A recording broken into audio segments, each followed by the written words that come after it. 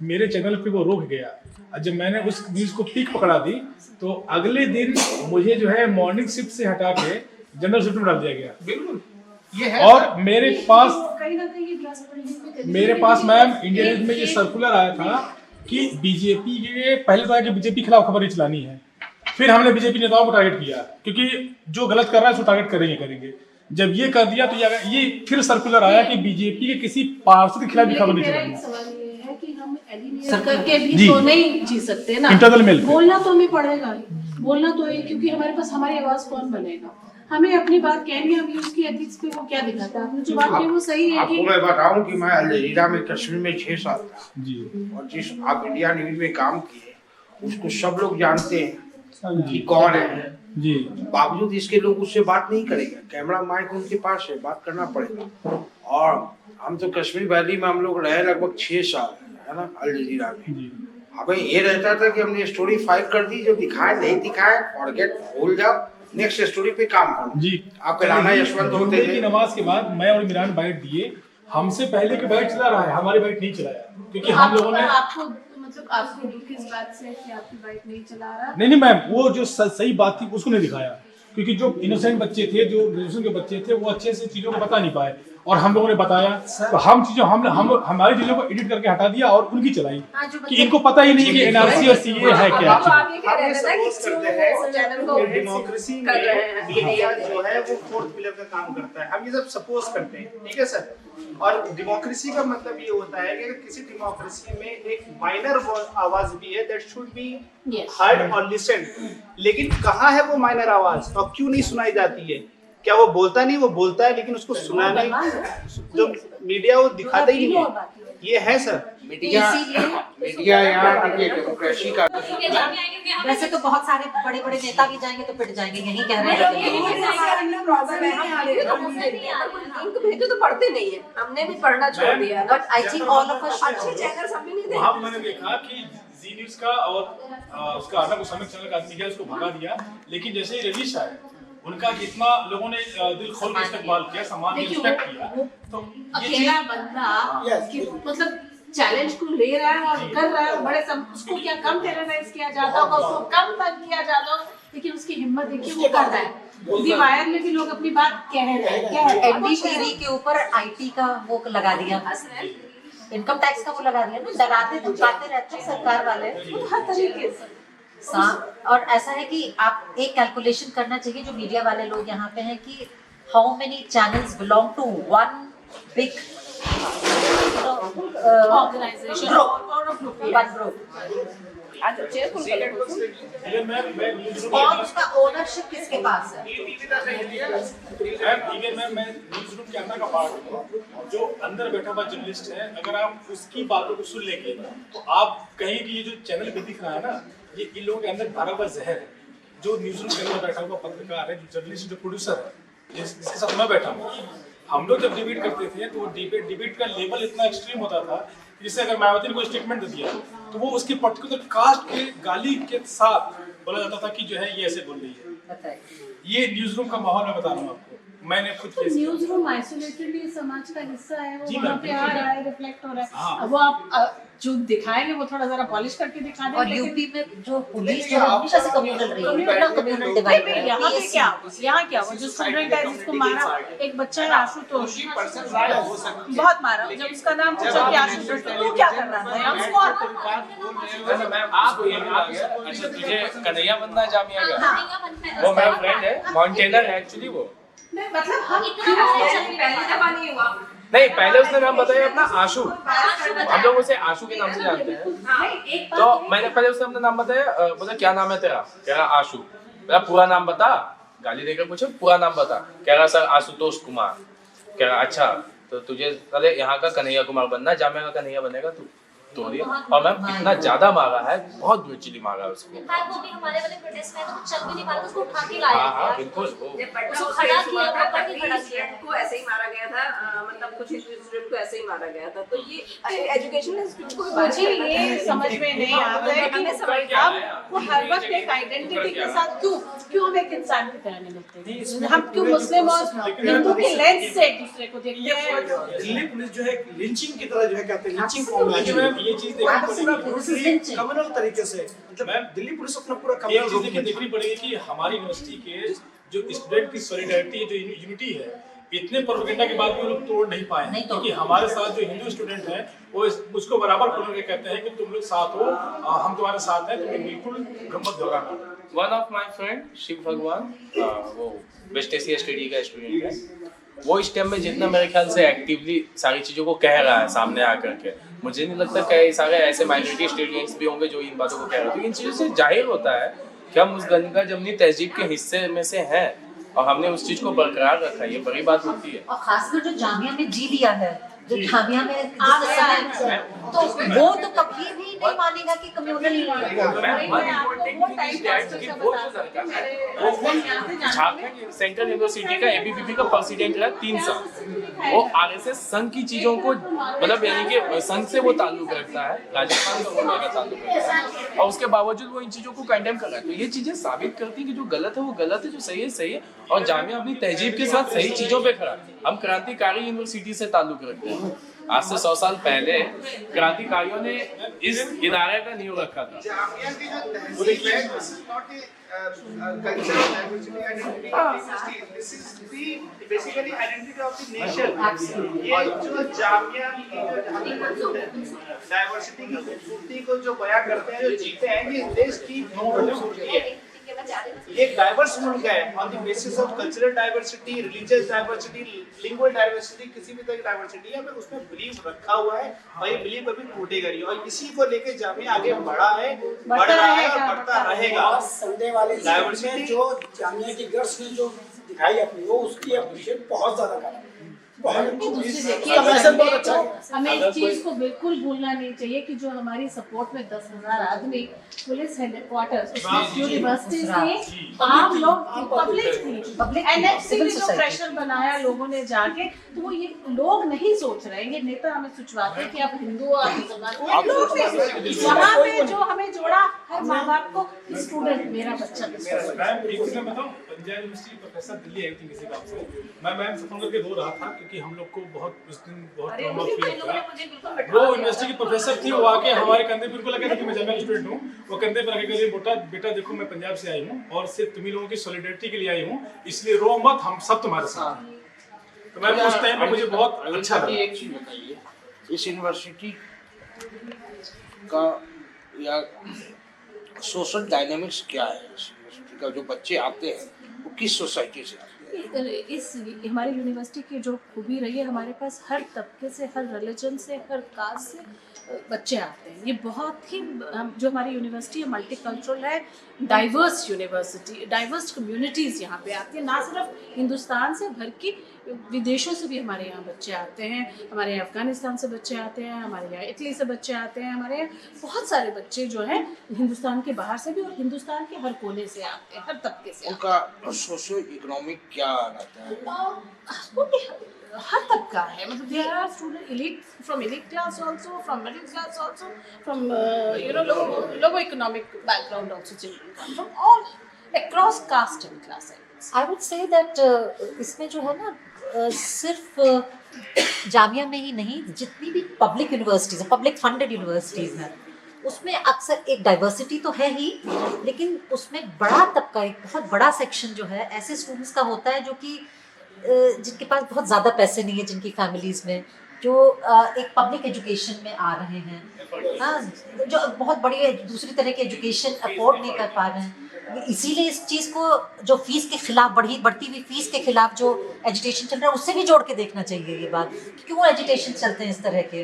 वो इसीलिए कि जो public funded university higher education system हमारा है, और ख़ासकर अब, पहले बहुत इलीट हुआ करता था, लेकिन अब हर तबके के लोग जो हैं वो आने लगे हैं। तो पहले एक इंडियन यूनिवर्सिटी भी बहुत इलीट हुआ करती थी, लेकिन 80s के बाद से इंडियन यूनिवर्सिटी भी, पब्लिक फंडेड यूनिवर्सिटी जो है, वो सब तरह के लोग, और औरतें खासकर है ना, और दलित औरतें, और जामिया में तो खासकर अगर देखा जाए तो ये मानी भी बात है कि यूपी, बिहार, उसके जो मुफस्सिल टाउन्स हैं, उनसे भी लोग आते हैं। तो स्पेशली हमारे यहाँ साउथ से बहुत लोग आने लगे। दूसरी चीज, आप लोग चूंकि प्रोफेसर हैं, स्टूडेंट्स हैं, कितने स्टूडेंट्स होंगे आप लगभग?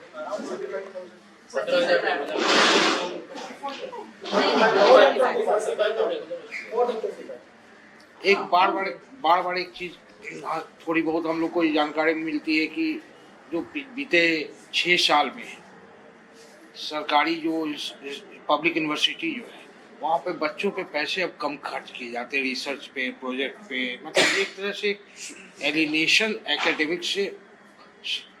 देखिए ये तो एक समस्या आ रही है सारी यूनिवर्सिटीज, जितनी पब्लिक यूनिवर्सिटीज हैं उनकी फंडिंग में तो बढ़ोतरी और वो इस तरह की परेशानी तो है, उस परेशानी से तो हम लोग जूझ रहे हैं और खास तौर से सोशल साइंसेज ज़्यादा जूझ रही है उस तरह की परेशानी से कि फंड्स की तो प्रॉब्लम। थोड़ा डिफरेंसेस बताइएगा 2014 के बाद क्या स्थिति थी आपके डिपार्टमेंट में और 2014 के बाद अभी तक क्या स्थिति है, मतलब रिसर्च जो करवाती थी या नहीं। देखिए जैसे स्कॉलरशिप्स के नंबर हैं स्टूडेंट्स के वो हर साल कम होते चले जा रहे हैं, उस पर उनमें कटौती होती जा रही है। लाइब्रेरी का फंड है मसलन की ताकत, सोशल साइंसेस में वो है ही नहीं, बिल्कुल कम फंड्स हैं हमारे पास लाइब्रेरी के लिए। रिसर्च के लिए सबसे बड़ी मज़ेदार की बात है कि आप रिसर्च के लिए प्रपोजल डालिए तो फंडिंग्स नहीं है, अगर फंडिंग्स है तो बिल्कुल कटौती होगी, 50% आ गई। अगर किसी चीज़ के लिए हमें 2 साल का प्रोजेक्ट पहले डालते थे 2014 के लिए 20 लाख मिलता था, तो अब उसके लिए 10 लाख बजट हो गया और ये कहा जाता है कि आप फोटोकॉपीज से काम चलाइए। हाँ क्या सरकार से मतलब ये बिल्कुल नदीम तो बिल्कुल अकाउंट 2014 से पहले कभी जामिया में फंड की प्रॉब्लम देखी नहीं, और अब ये देखा जा रहा है कि जो टीचर या प्रोफेसर प्रोजेक्ट आते थे उनको मिलते नहीं क्योंकि फंड नहीं। इस वजह से जैसे सेमिनार भी बहुत लाइब्रेरी में आके जब फंड निकलती होगी सीमित नहीं है, ये सिर्फ जामिया तक सीमित नहीं है, इसका मतलब छोटे एजुकेशन यूजीसी का जो मूवमेंट चला था, जो हाई पूरे जो देश भर के छात्र जो है यूजीसी में जो इकट्ठा हुए, जो फेलोशिप का सवाल था बहुत बड़ा सवाल था और वहीं से पूरा सिलसिला शुरू होता है। और खासकर अभी जो न्यू एजुकेशन पॉलिसी है वो अपने आप में एक शो कर रहा है कि पूरा फंड कट कैसे होगा एजुकेशन में और हायर स्टडीज को जो पूरा कर्व करने की। आप लोग में से किसी को ये आइडिया है कि एक स्टूडेंट पे अभी सरकार कितना पैसा पर डे खर्च कर रही है जामिया में?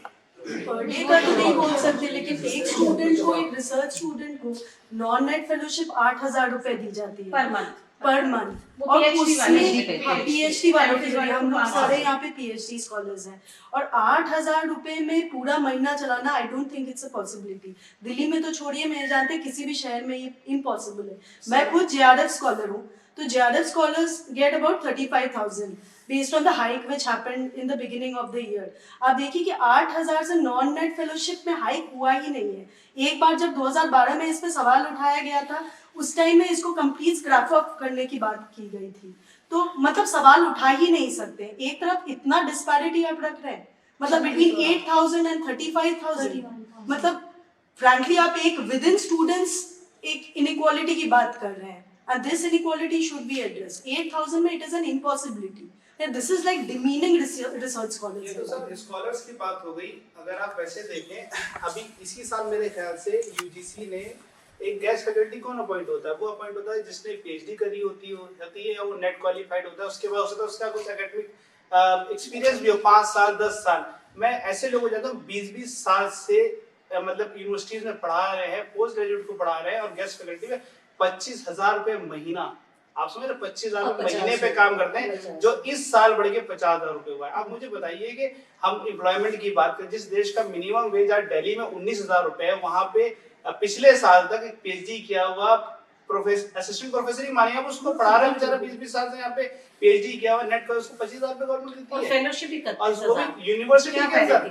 आप फेलोशिप प्राइवेट स्कूल में आज जो 10वीं क्लास का टीचर होता है ना उसको भी 30 से 40,000 रुपए मिलते होंगे आज। लेकिन ये जो गेस्ट टीचर्स का जो 50,000 किया गया है इसके पीछे भी एक कहानी है और वो कहानी का हम जो देख रहे हैं कि जो दिल्ली यूनिवर्सिटी में हो रहा है, दिल्ली यूनिवर्सिटी में 4,000 एडहॉक टीचर्स हैं।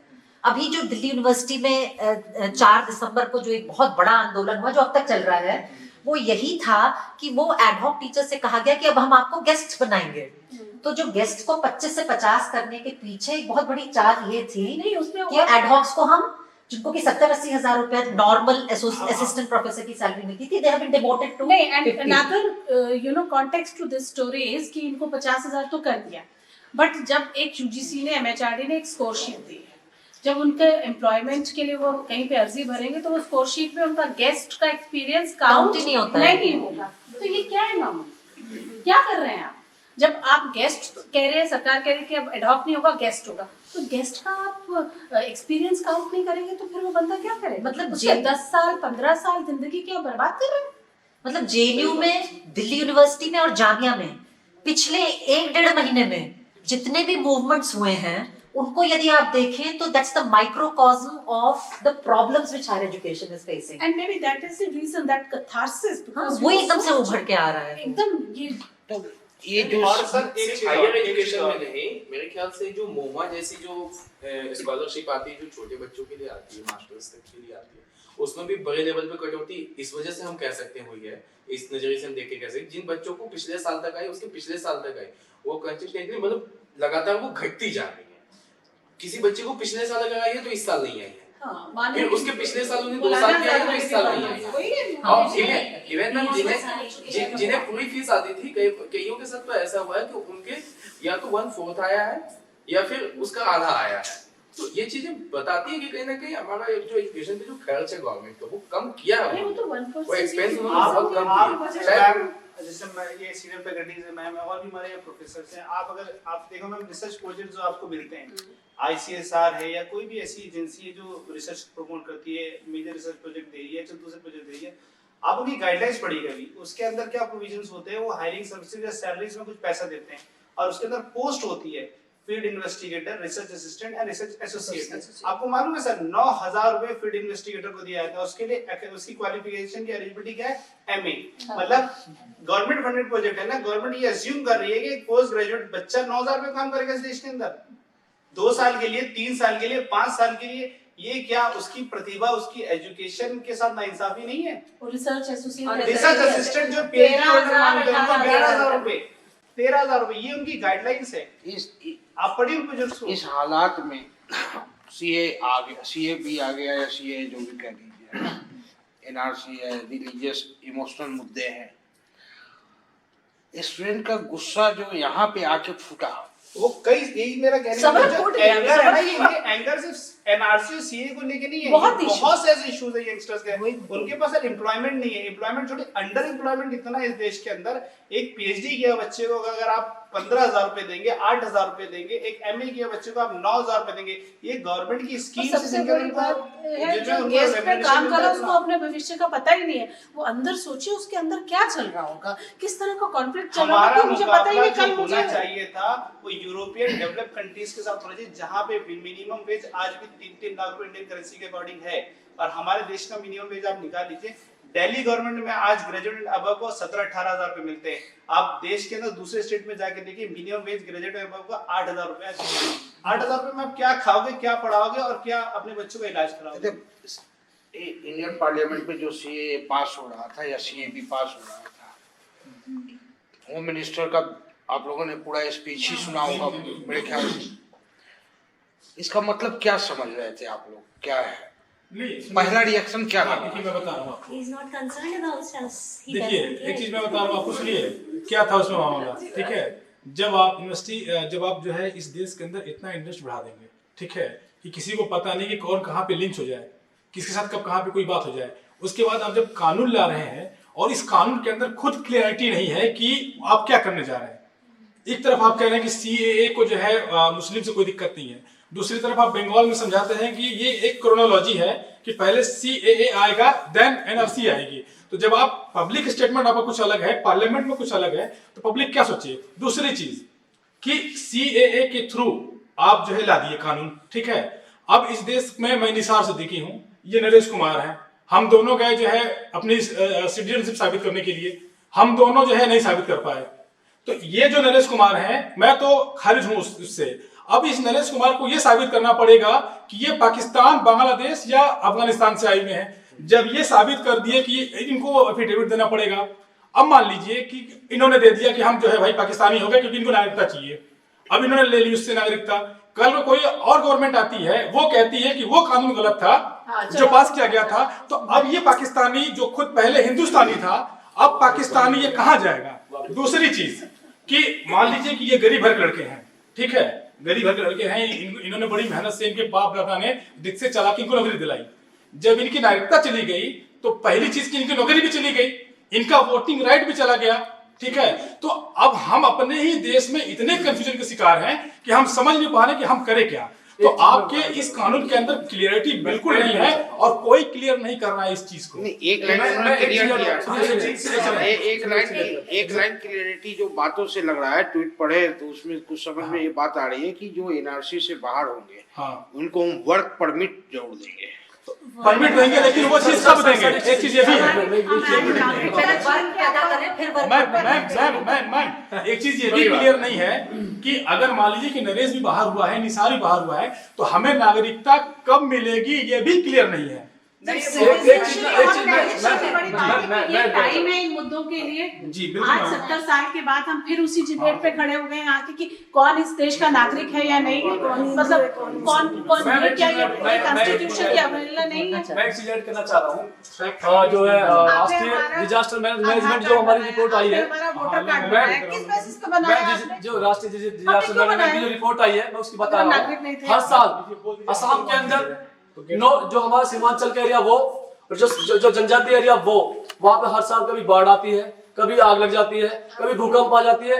वो कैसे सब साबित करेंगे कि उसकी वंशवाली क्या है, उनके डॉक्यूमेंट क्या है, तो वो अपनी जान बचाना बड़ा मुश्किल हो जाता है। तो अमित शाह कैसे इसको बताएंगे कि लोग इसमें एनआरसी मांगेंगे? बहुत बड़ा सवाल है। मैं देश के सीमावर्ती क्षेत्र से ताल्लुक रखता हूँ, ठीक है। कहाँ से ताल्लुक? जी, मेरा घर अररिया डिस्ट्रिक्ट बिहार में है, ठीक है। वहाँ पे हर साल बाढ़ आती है और हर पिछले 2008 के बाद से मतलब कंटिन्यू हर साल वो बाढ़ बड़ी होती जा रही है। बिहार का मतलब 38 डिस्ट्रिक्ट में से समझिए कि 20-25 डिस्ट्रिक्ट एक बार में बाढ़ के चपेट में होता है, चाहे वो कोसियांचल हो, सीमांचल हो या मिथिलांचल हो, ठीक है। 3-4 डिवीजन में बिहार बचा हुआ, उसमें लगभग गंगा के इस पार की जितनी भी एरिया है वो लगभग बह जाती है। मैं इंडो नेपाल बॉर्डर के पास मेरा घर आता है, वहां पे मैंने अपने आंख से देखा, अपने सामने की चीज में बता रहा हूँ कि ऐसे ऐसे घर हैं जिनके घर के साथ उनके माँ बाप भी बह गए और वो बच्चा 12 या 13-14 साल का है। पिछले साल का मैं रिकॉर्ड है कि 1.5 लाख लोग लगभग भी हुए थे, तबाह हुए थे, हलाक हुए थे वहां पे। तो अब आप मुझे ये चीज बताएं कि जिस बच्चे के पेरेंट्स चले गए वो कहाँ से अपनी नागरिकता साबित करेगा?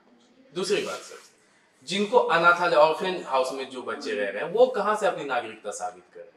चलिए, ऑर्फेन हाउस के लिए एक चीज है कि उनके लिए एक प्रोसेस होगा कि उनको ऑर्फेन हाउस में रखा गया, उनको तो कंसीडर, लेकिन आप इस चीज को कैसे करेंगे जिनका घर बह गया, जिनके आग लग गई और उसके बाद सोते रहते हैं, बंदी होते हैं, आग लगती रहती है, आप कहां से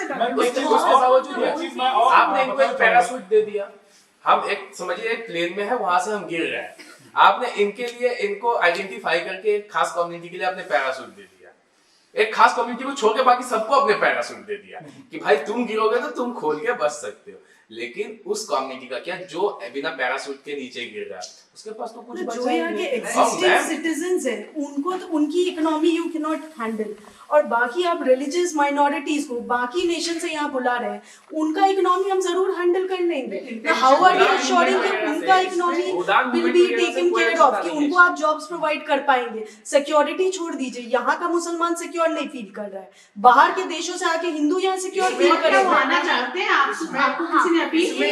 पाकिस्तान के हिंदू बोल रहे हैं कि वो यहाँ आना भी नहीं चाहता है। मैं एक बताऊंगा इकोनॉमिक ये मुद्दा उठाने के लिए नहीं, उनको दूसरे देश में भी आप शरणार्थी बना रहे बेवजह, मतलब ना वो यहाँ के रहे ना वहाँ के रहे। Why are you creating problem with them?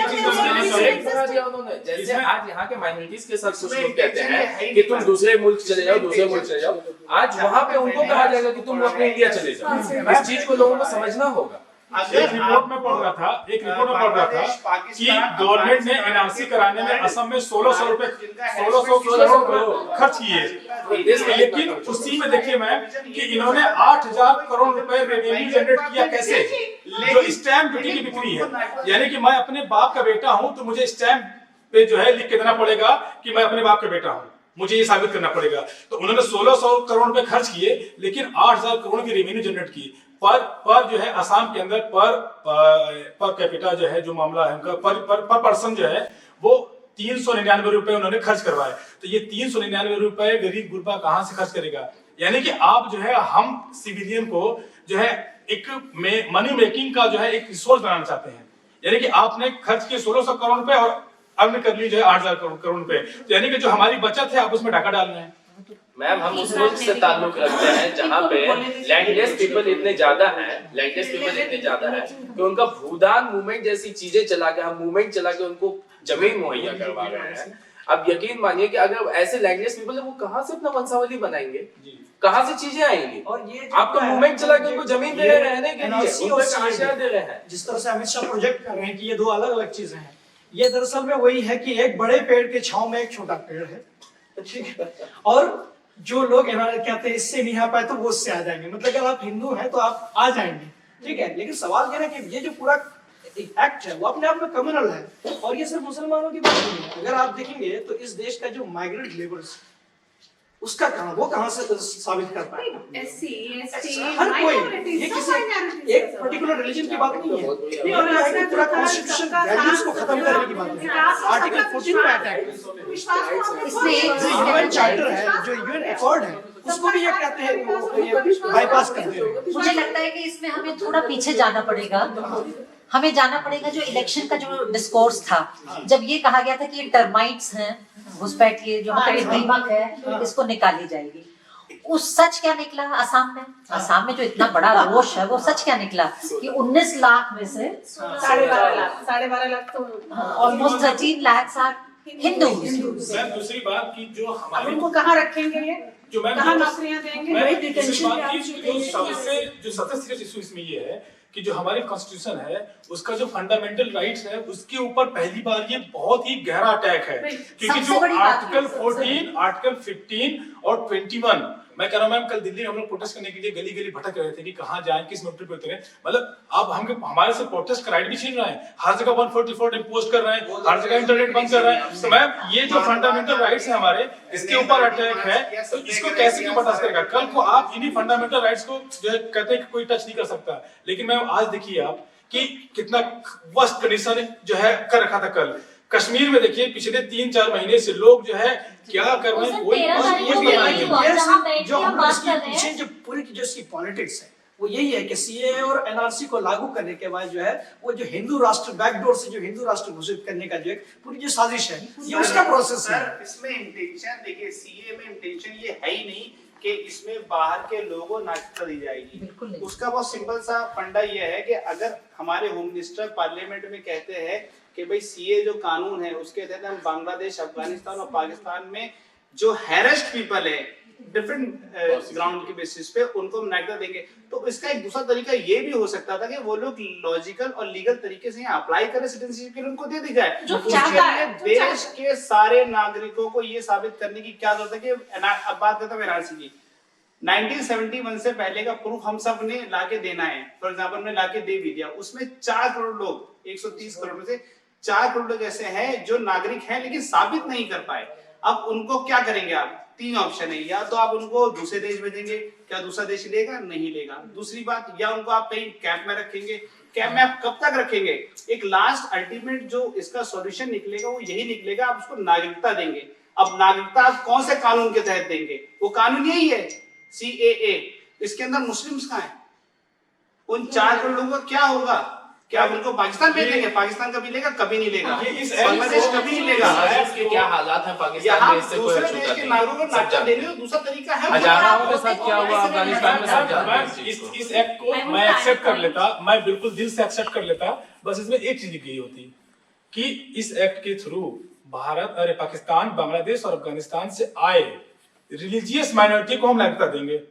इतनी सी बात लिखनी थी बस। वो इस चीज को ना लिख के कि हिंदू, मुस्लिम, बौद्ध, सिख, पारसी, जैन न लिख के वो लिख देते हैं कि हम जो है इस कम्युनिटी को, हम पाकिस्तान, बांग्लादेश, अफगानिस्तान के आए हुए रिलीजियस माइनॉरिटी को नागरिकता देंगे।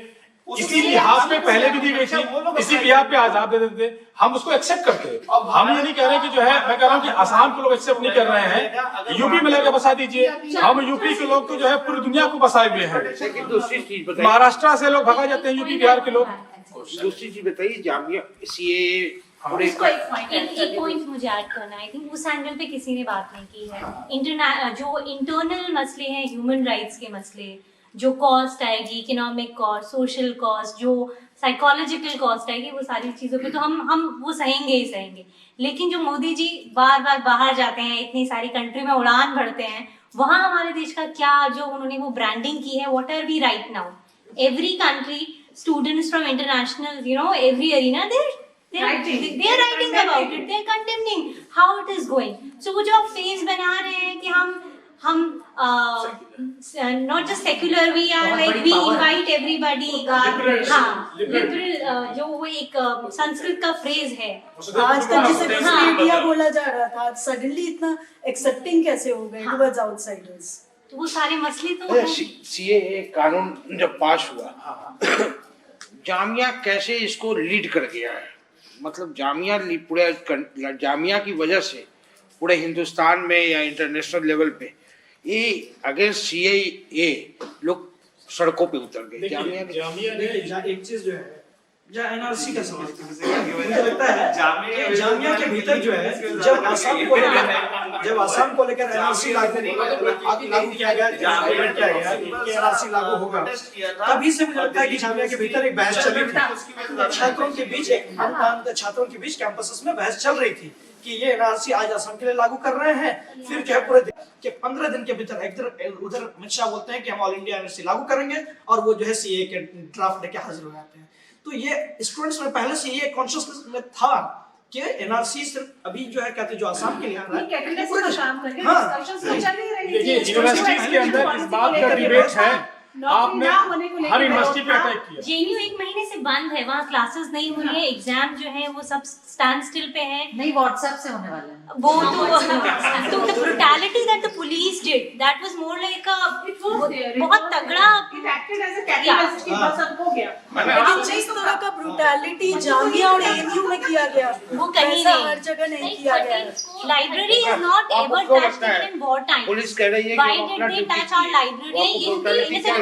मैं सबसे आगे थी, मैं सबसे आगे थी, डिप्टी लाइब्रेरी में मैं एक चीज बता रहा बिल्कुल हूँ, डंडा ऐसे फेंक के मारा, और मैं लाइब्रेरी के अंदर था उस टाइम, मैंने अपने आंखों से देखा है। बेटा वो 13 का इंसिडेंट बता रही, 13 का बताना। 13 को हम लोग इसीलिए तो जा रहे थे, हम अब पुलिस का क्या काम था वहाँ पे, धारा 144 लगाने का तो कोई मतलब नहीं था। ठीक है, अगर बच्चे पीसफुल मार्च निकाल रहे हैं तो आप साथ चलिए वहां तक, जो भी होता है, जैसे बाकी पीसफुल मार्च में जाते हैं पुलिस वाले। लेकिन क्या किया, क्योंकि लड़कियां सबसे आगे थी तो उन्होंने एकदम से डंडा फेंक के मारा और टीयर गैस छोड़ा। हम लोग बिल्कुल पीछे हुए, क्योंकि टीयर गैस से एकदम से ऐसा हुआ तो हम लोग एकदम से पीछे आए तो कुछ लोग बाकी के पीछे गिरने लगे, और पुलिस वाला बिल्कुल मेरे पैर पे था कि वो बस मुझे एक लड़की ने उठा लिया, अदरवाइज वो मेरे ऊपर से बिल्कुल चढ़ के जाने वाला था। तो इतना बोल, क्योंकि हम लोग बैरिकेड के पास थे वहां पे, और कोई बैरिकेड तोड़ने की कोशिश नहीं की जा रही थी। उन्होंने सबसे पहले वहां से उन लोगों ने अटैक शुरू किया हम लोगों पे। 13 तारीख को 4 घंटे तक वो ये करते रहे, अराउंड 2 बजे स्टार्ट हुआ, और उसी समय एग्जाम्स चल रहे थे। इनफैक्ट जो उस तरफ की फैकल्टी में आपके एग्जाम्स चल रहे हैं, दोनों साइड में एग्जाम्स चल रहे थे, स्टूडेंट्स वर कंप्लेनिंग कि उनको अंदर सांस लेने में दिक्कत हो रही है, कोई लिख नहीं पा रहा है, कांस्टेंट आप शेल बॉम्बिंग कर रहे हैं, टीयर गैस। यूनिवर्सिटी आता है तो वो लाइब्रेरी में पढ़ने आता है, यूनिवर्सिटी पढ़ने आता है। हमारी लाइब्रेरी जो है मेन गेट से या पीछे वाले गेट से 300 मीटर की दूरी पे है, तो वहां से कौन बच्चा पत्थर फेंक रहा है वहां पे? दूसरी बात कि जो बच्चा स्टडी रूम के अंदर बैठ के लैपटॉप खोल के बुक खोल के बैठा हुआ है, उसको तो ये प्रोटेस्टर जो थे, एक दो गए थे कि बोले सब लोग भागो क्योंकि पुलिस आ रही है। तो एक बच्चा मुझको मिला, वो बोला कि नहीं मैं जाऊंगा, मैं तो प्रोटेस्टर नहीं हूँ, मैं तो पढ़ने आया हूँ। उस बच्चे को पीटा गया, और मुझे वो हॉस्पिटल मिला होली वहां पे अपोलो, और वो मुझे कह रहा था कि मैं तो प्रोटेस्ट नहीं कर रहा था, भाई मुझे क्यों मार दिया? दूसरी बात, तो मैं बताइए कि जो बच्चा आप लोग में से कोई ऐसा है जो लाइब्रेरी में उस वक्त था और उसको एक किसी रूप में? मैं लाइब्रेरी के अंदर था, मैं एक चीज आपको बताने दे रहा हूँ, मैं आपकी फोटो दिखाना चाह रहा हूँ। ये देखिए, ये 2005 में एक्सपायर हुए थे, ये आंसू गैस है, और इसने वहाँ पे सांस लेना, मतलब हम सांस भी नहीं ले सकते थे, इतनी घुटन हो गई थी। मैं रिसर्च सेक्शन में था फर्स्ट फ्लोर पे, और वहाँ के अंदर जो उन्होंने बराबरता की है, वहाँ पे जो पहले हमने देखा कि हम पढ़ रहे हैं लाइब्रेरी के अंदर, लाइब्रेरी के अंदर पढ़ रहे हैं, हमें लगा कि लाइब्रेरी के अंदर नहीं आएंगे, हम सेफ है क्योंकि हम तो पढ़ने वाले छात्र हैं। लेकिन उन्होंने देखा कि जब बच्चे पढ़ रहे हैं तो हमने उसके बाद वो लाइब्रेरी में इंटर कर जाते हैं। हमने देखा कि जो लाइब्रेरी में इंटर करते हैं, जहां से हमारी जो लड़कियां बैठी स्टार्टिंग में, उन्होंने वहां मारना स्टार्ट कर दिया, बच्चों को मारना स्टार्ट कर दिया, यहाँ तक कि मैं भी मारा गया वहां पे। उसके बाद उन्होंने जो है सबसे हाथ खड़ा करा लिया, मोबाइल नीचे गिरे, कहीं लैपटॉप पड़ा है, कहीं कुछ पड़ा है, और नीचे वो फायरिंग करे लाइब्रेरी के अंदर। वहां से गैस ऊपर निकल, ऊपर जो फर्स्ट फ्लोर उसके ऊपर अंदर उसमें हॉल के अंदर आ जाती है। सांस लेना बड़ा मुश्किल हो रहा था। एक लड़की था हमारे साथ, उसका नाम याद नहीं है, वो जो है उसका याद एकदम उसको चक्कर आया, वो गिर पड़ी। उसके बाद उन्होंने हम लोगों को इस तरह से निकाला, शायद हिस्ट्री में मैं इसे कभी भुला नहीं पाऊंगा। इस तरह से कैदी जो होता है हाथ ऊपर करके नहीं हमें 400 मीटर बाहर लेकर आए, बड़ा अफसोस की बात है कि अगर इस देश के अंदर छात्रों के साथ ये हुआ है, ये मैं कभी भुला नहीं पाऊंगा। मैंने वो अपनी आंखों से देखा है। मेरा भाई लाइब्रेरी के 4th फ्लोर पे था और वो मुझको अंदर से फोन, हम लोग बाहर थे, वो मुझको अंदर से फोन करके कह रहा है कि भैया मुझे बचा लीजिए वरना मेरी जान चली जाएगी। वो मुझको पूछ रहा है कि पुलिस वाले आएंगे तो मैं क्या करूंगा। तो मैंने बोला कि तुम बेटा पहले लॉक कर लो गेट, उसके बाद जो मेज वगैरह है उसको गेट से लगा लो, उसके बाद अगर पुलिस वाले आएंगे तो तुम बैठ जाना, वो तुमको मारेंगे तो तुम मार खा लेना, लेकिन कुछ मत करना। वो मुझको रो रो के फोन कर रहा है कि भैया प्लीज मुझे बाहर निकाल लीजिए, मैं यहाँ पे बहुत फंसा हुआ हूँ, पुलिस वाले बाहर से गोली मार रहे हैं। तो मतलब उन स्टूडेंट्स को मेंटल ट्रॉमा, सोचिए कि आप जो है वो इस जो ये इमेज इमेज है वो कैसे जो है वो देखेंगे। वीडियोस है वायरल है, इसके अलावा ये भी गालियां भी दी जा रही थी, गालियां वर्बली मुझे तो अब्यूज पुलिस भी की किया ट्रेनिंग जा का रहा नहीं पता कि कैसे ट्रेनिंग दी जाती है, उसमें क्या क्या सिखाया जाता है कि आप इस तरह की इंसान कैसे रोकिए। लेकिन मैं इतना जानता हूँ कि इतनी तो ट्रेनिंग दी जाती होगी कि कुर्सियों को तोड़, पुलिस शीशे क्या वायलेंस कर रहे थे, नहीं, पर लाइब्रेरी के मुझे गेट लगता है कि वायलेंस गालियां वाला जो एस्पेक्ट है ये उभारना बहुत जरूरी है। इम्पोर्टेंट है। और दूसरी बात जो कहते हैं कि क्योंकि वो बच्चों को ये communal कह रहे हैं कि आपने पब्लिक प्रॉपर्टी का को नष्ट किया है, तो क्या ये जामिया पब्लिक प्रॉपर्टी नहीं है? हमारी लाइब्रेरी, हमारी किताबें, हमारी जो फर्नीचर था वो पब्लिक प्रॉपर्टी नहीं है। उसको जाके देखिए क्या किस व्यवस्था से मारा है, हम लोग, मैं एज इंडिविजुअल मैं स्टेट की प्रॉपर्टी हूँ, मुझे मेरे माँ बाप ने पैदा किया है, लेकिन वो मुझे मार नहीं सकते हैं क्योंकि मैं स्टेट की प्रॉपर्टी हूँ। तभी किसी के ऊपर फांसी कानून लगता है जब कोई मेरे साथ मेरे को मर्डर करेगा तो उसको सजा इसलिए मिलेगी क्योंकि मैं स्टेट की प्रॉपर्टी हूँ। तो अगर मैं आज पैदा हुआ हूँ तो मैं अपने माँ बाप की औलाद जरूर हूँ, लेकिन मैं स्टेट की प्रॉपर्टी हूँ, तो मैं भी स्टेट की प्रॉपर्टी हूँ। मेरे जो स्टूडेंट वहां पर बैठे थे वो भी स्टेट की प्रॉपर्टी है। तो अगर हम भी पीटे गए हैं तो हम एज ए स्टेट प्रॉपर्टी भी पीटे गए हैं। उसमें दूसरी बात ये है कि जैसे अभी जो पब्लिक प्रॉपर्टी डैमेज करने की बात है, स्टूडेंट्स के लैपटॉप थे जिसमें ज्यादातर सब पढ़ने वाले बच्चे थे, 4-4 साल से जो अपनी थीसिस लिख रहे हैं, वो लैपटॉप्स खराब हुए, डेटा वापस मिलता नहीं है, कितनी दिक्कतें आती है हम लोग को डेटा उठाने में।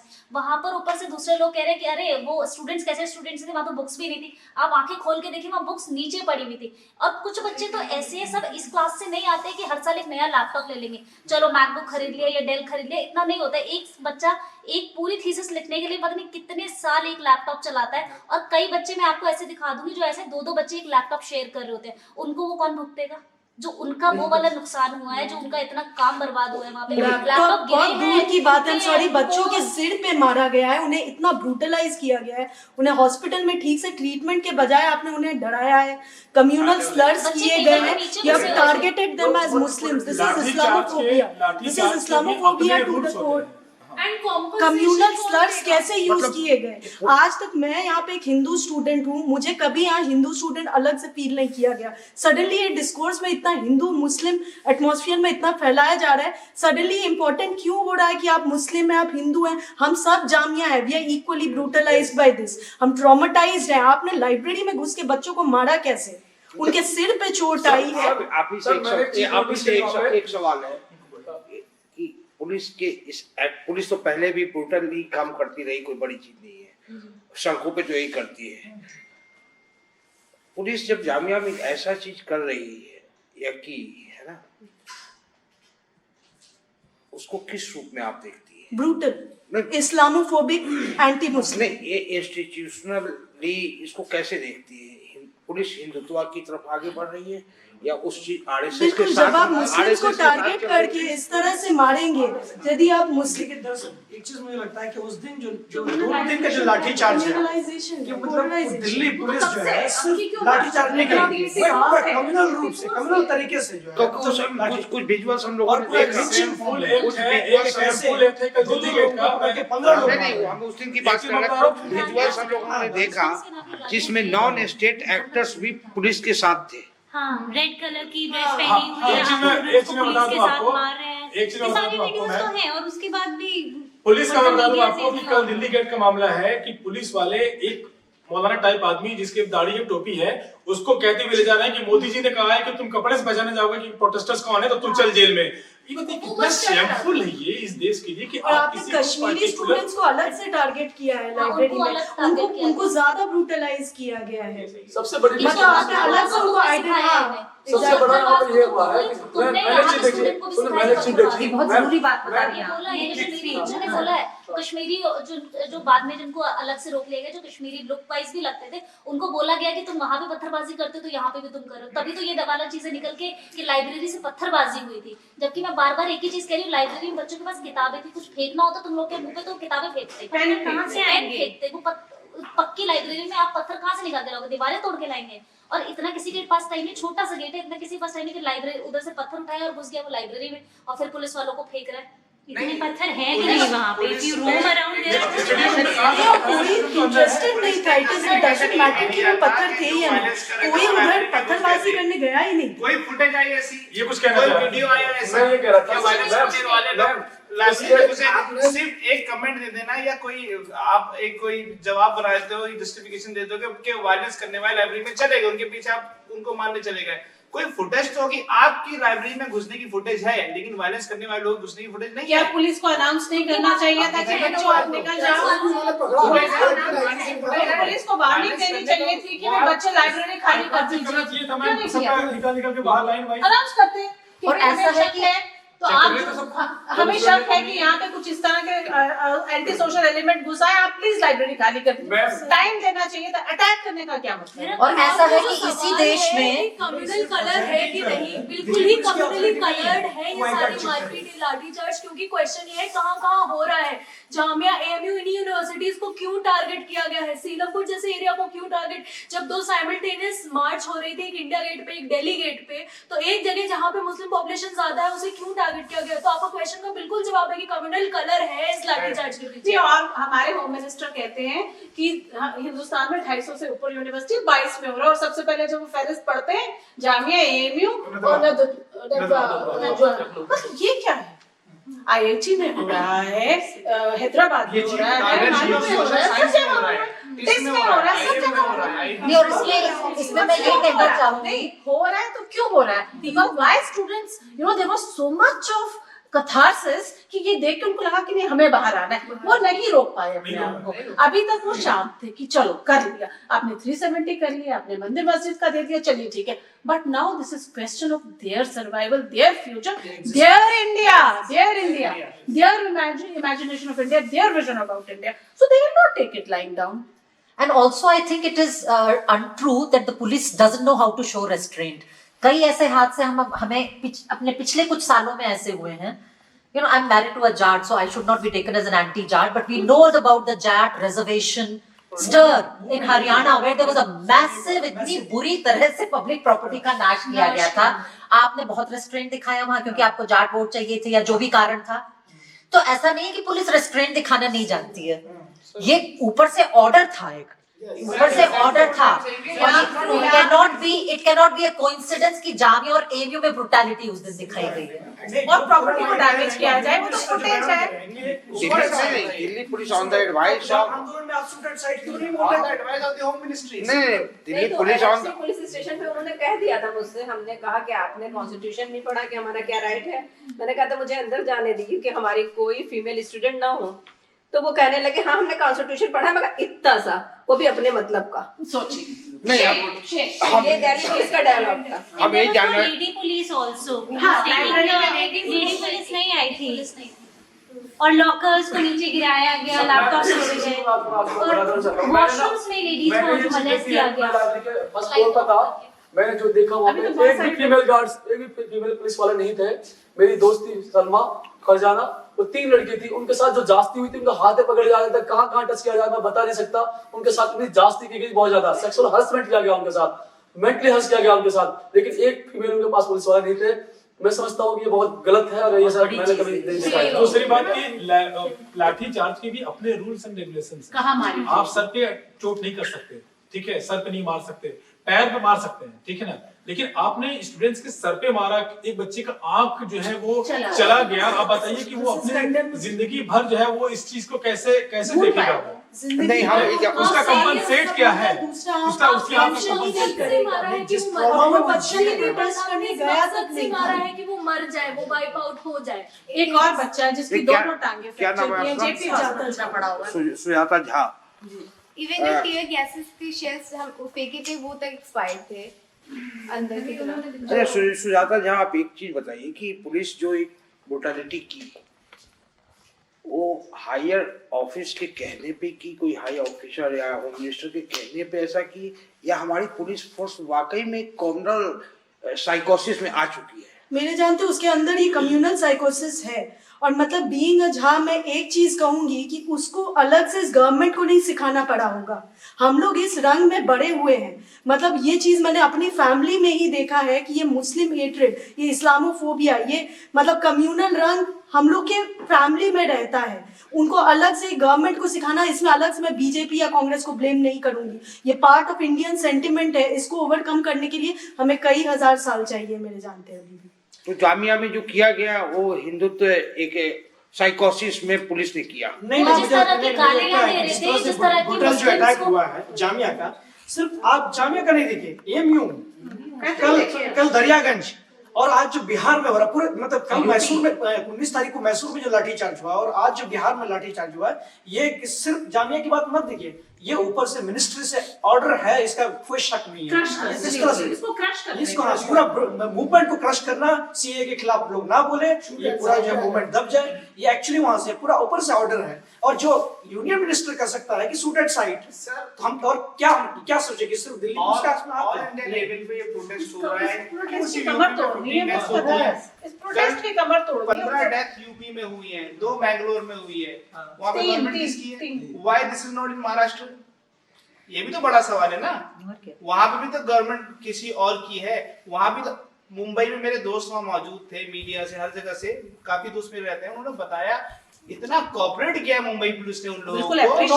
अप्रिशिएट किया है पब्लिक ने मुंबई पुलिस बैंगलोर के डीसीपी जो है वो भीड़ के साथ खड़े होकर राष्ट्रगान गवाते हैं। देखिए मैम, एक्चुअली क्या है कि जब आप कोऑपरेट करेंगे तो भीड़ भी कोऑपरेट करेगी। जैसे ही उन्होंने राष्ट्रगान गा दिया, भीड़ ने समझा कि पुलिस ने हमारी बात सुन ली।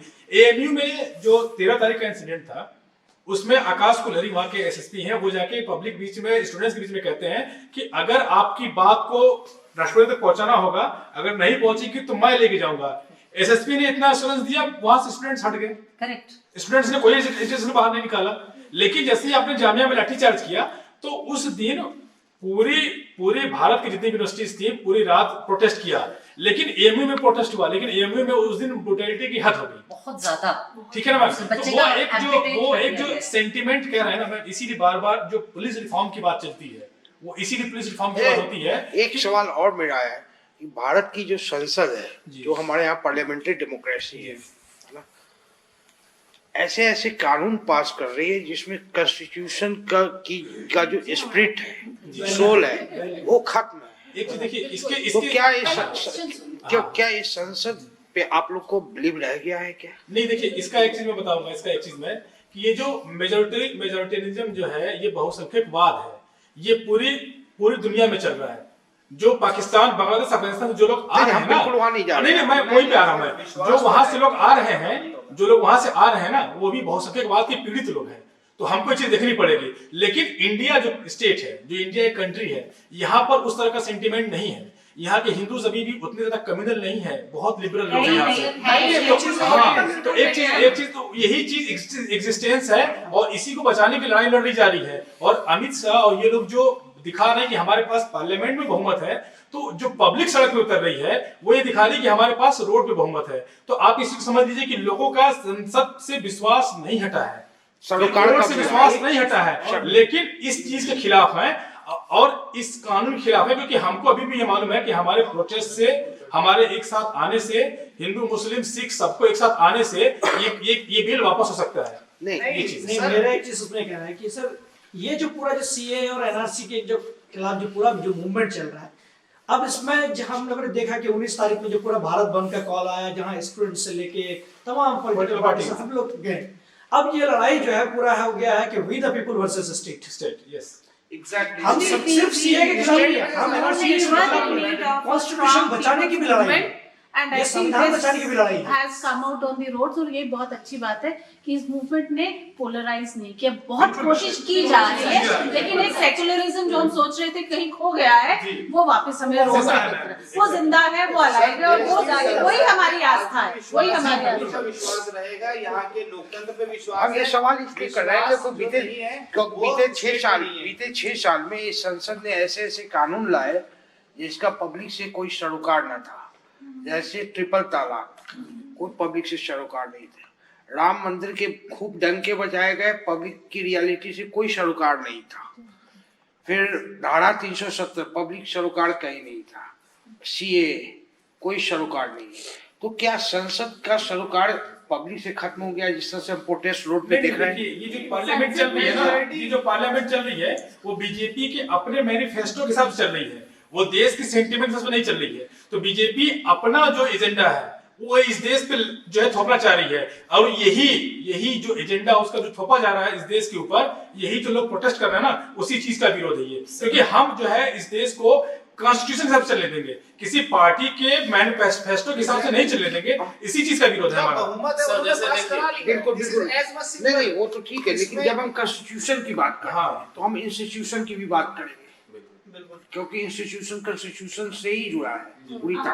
कॉन्स्टिट्यूशन और इंस्टीट्यूशन में बिलीव है, इसीलिए लोग अभी भी प्रोटेस्ट में जाते वक्त जो है कॉन्स्टिट्यूशन की कॉपी लेके जा रहे हैं, क्योंकि वो जो प्रोसेस है उसमें यकीन है। जो बैठे हैं शायद उनमें यकीन नहीं बचा है, साफ नहीं बचा है, लेकिन वो जो जगह है उसकी सैंक्टिटी में यकीन है कि चीजें ठीक होंगी, इसीलिए लोग पीसफुल प्रोटेस्ट कर रहे हैं। सिविल रेबेलियन नहीं हुई है, इसीलिए सिर्फ प्रोटेस्ट चल रही है, वो भी पीसफुल तरीके से। मेंबर ऑफ पार्लियामेंट्स ने इसके फेवर में वोट किया है, क्योंकि कॉन्स्टिट्यूशन प्रोटेस्ट नहीं हो रहा है। इट डजंट मीन अगर मेंबर ऑफ पार्लियामेंट ने वोट दे दिया इसके, डजंट मीन कि जनता भी उसके साथ है। उसकी भी कॉन्स्टिट्यूंसी में प्रोटेस्ट हो रहा है, बेगूसराय में प्रोटेस्ट हुआ है, वहां से कौन है?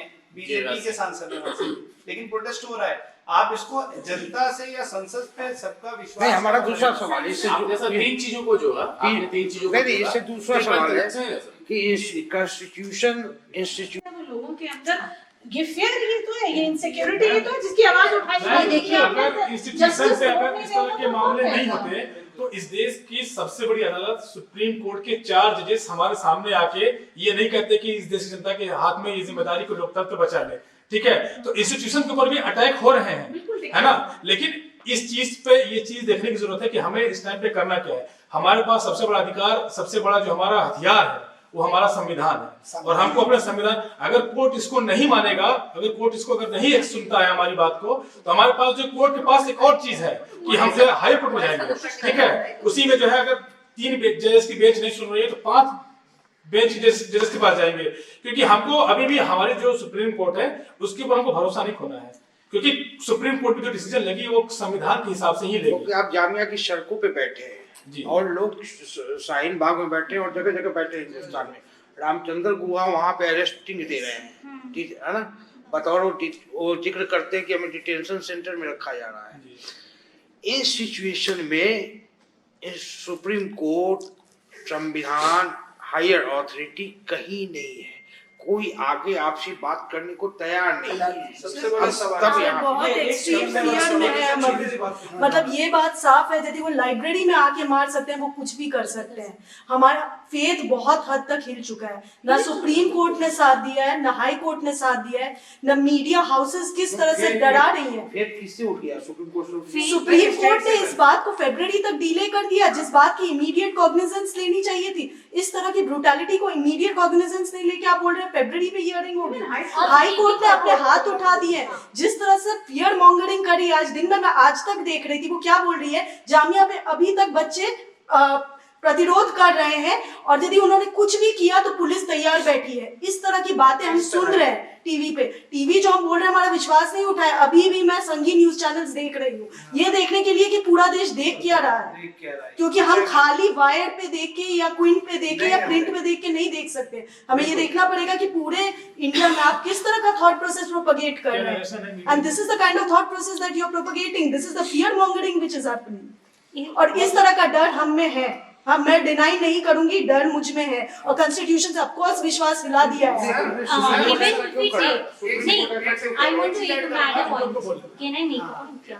If we take a point जो संसद में बैठती है मैरी कॉम, उन्होंने एक बात कही थी कि अगर मैं अपोज कर भी दूं तो भी क्या होगा, तो मैं इसीलिए वोट कर देती हूँ। तो डर वहां पे शायद पहुंच गया। As a Muslim when I was seeing all the proceedings, I was literally afraid and shaking कि कल क्या होगा, क्या कल मैं भी जाऊंगी, क्या कल मुझे भी ऐसे ही खदेड़ देंगे, मेरे घर से निकाल देंगे। इतना पढ़ने का क्या फायदा होगा जब आपको यही बोल दें कि आप तो यहाँ के हैं ही नहीं।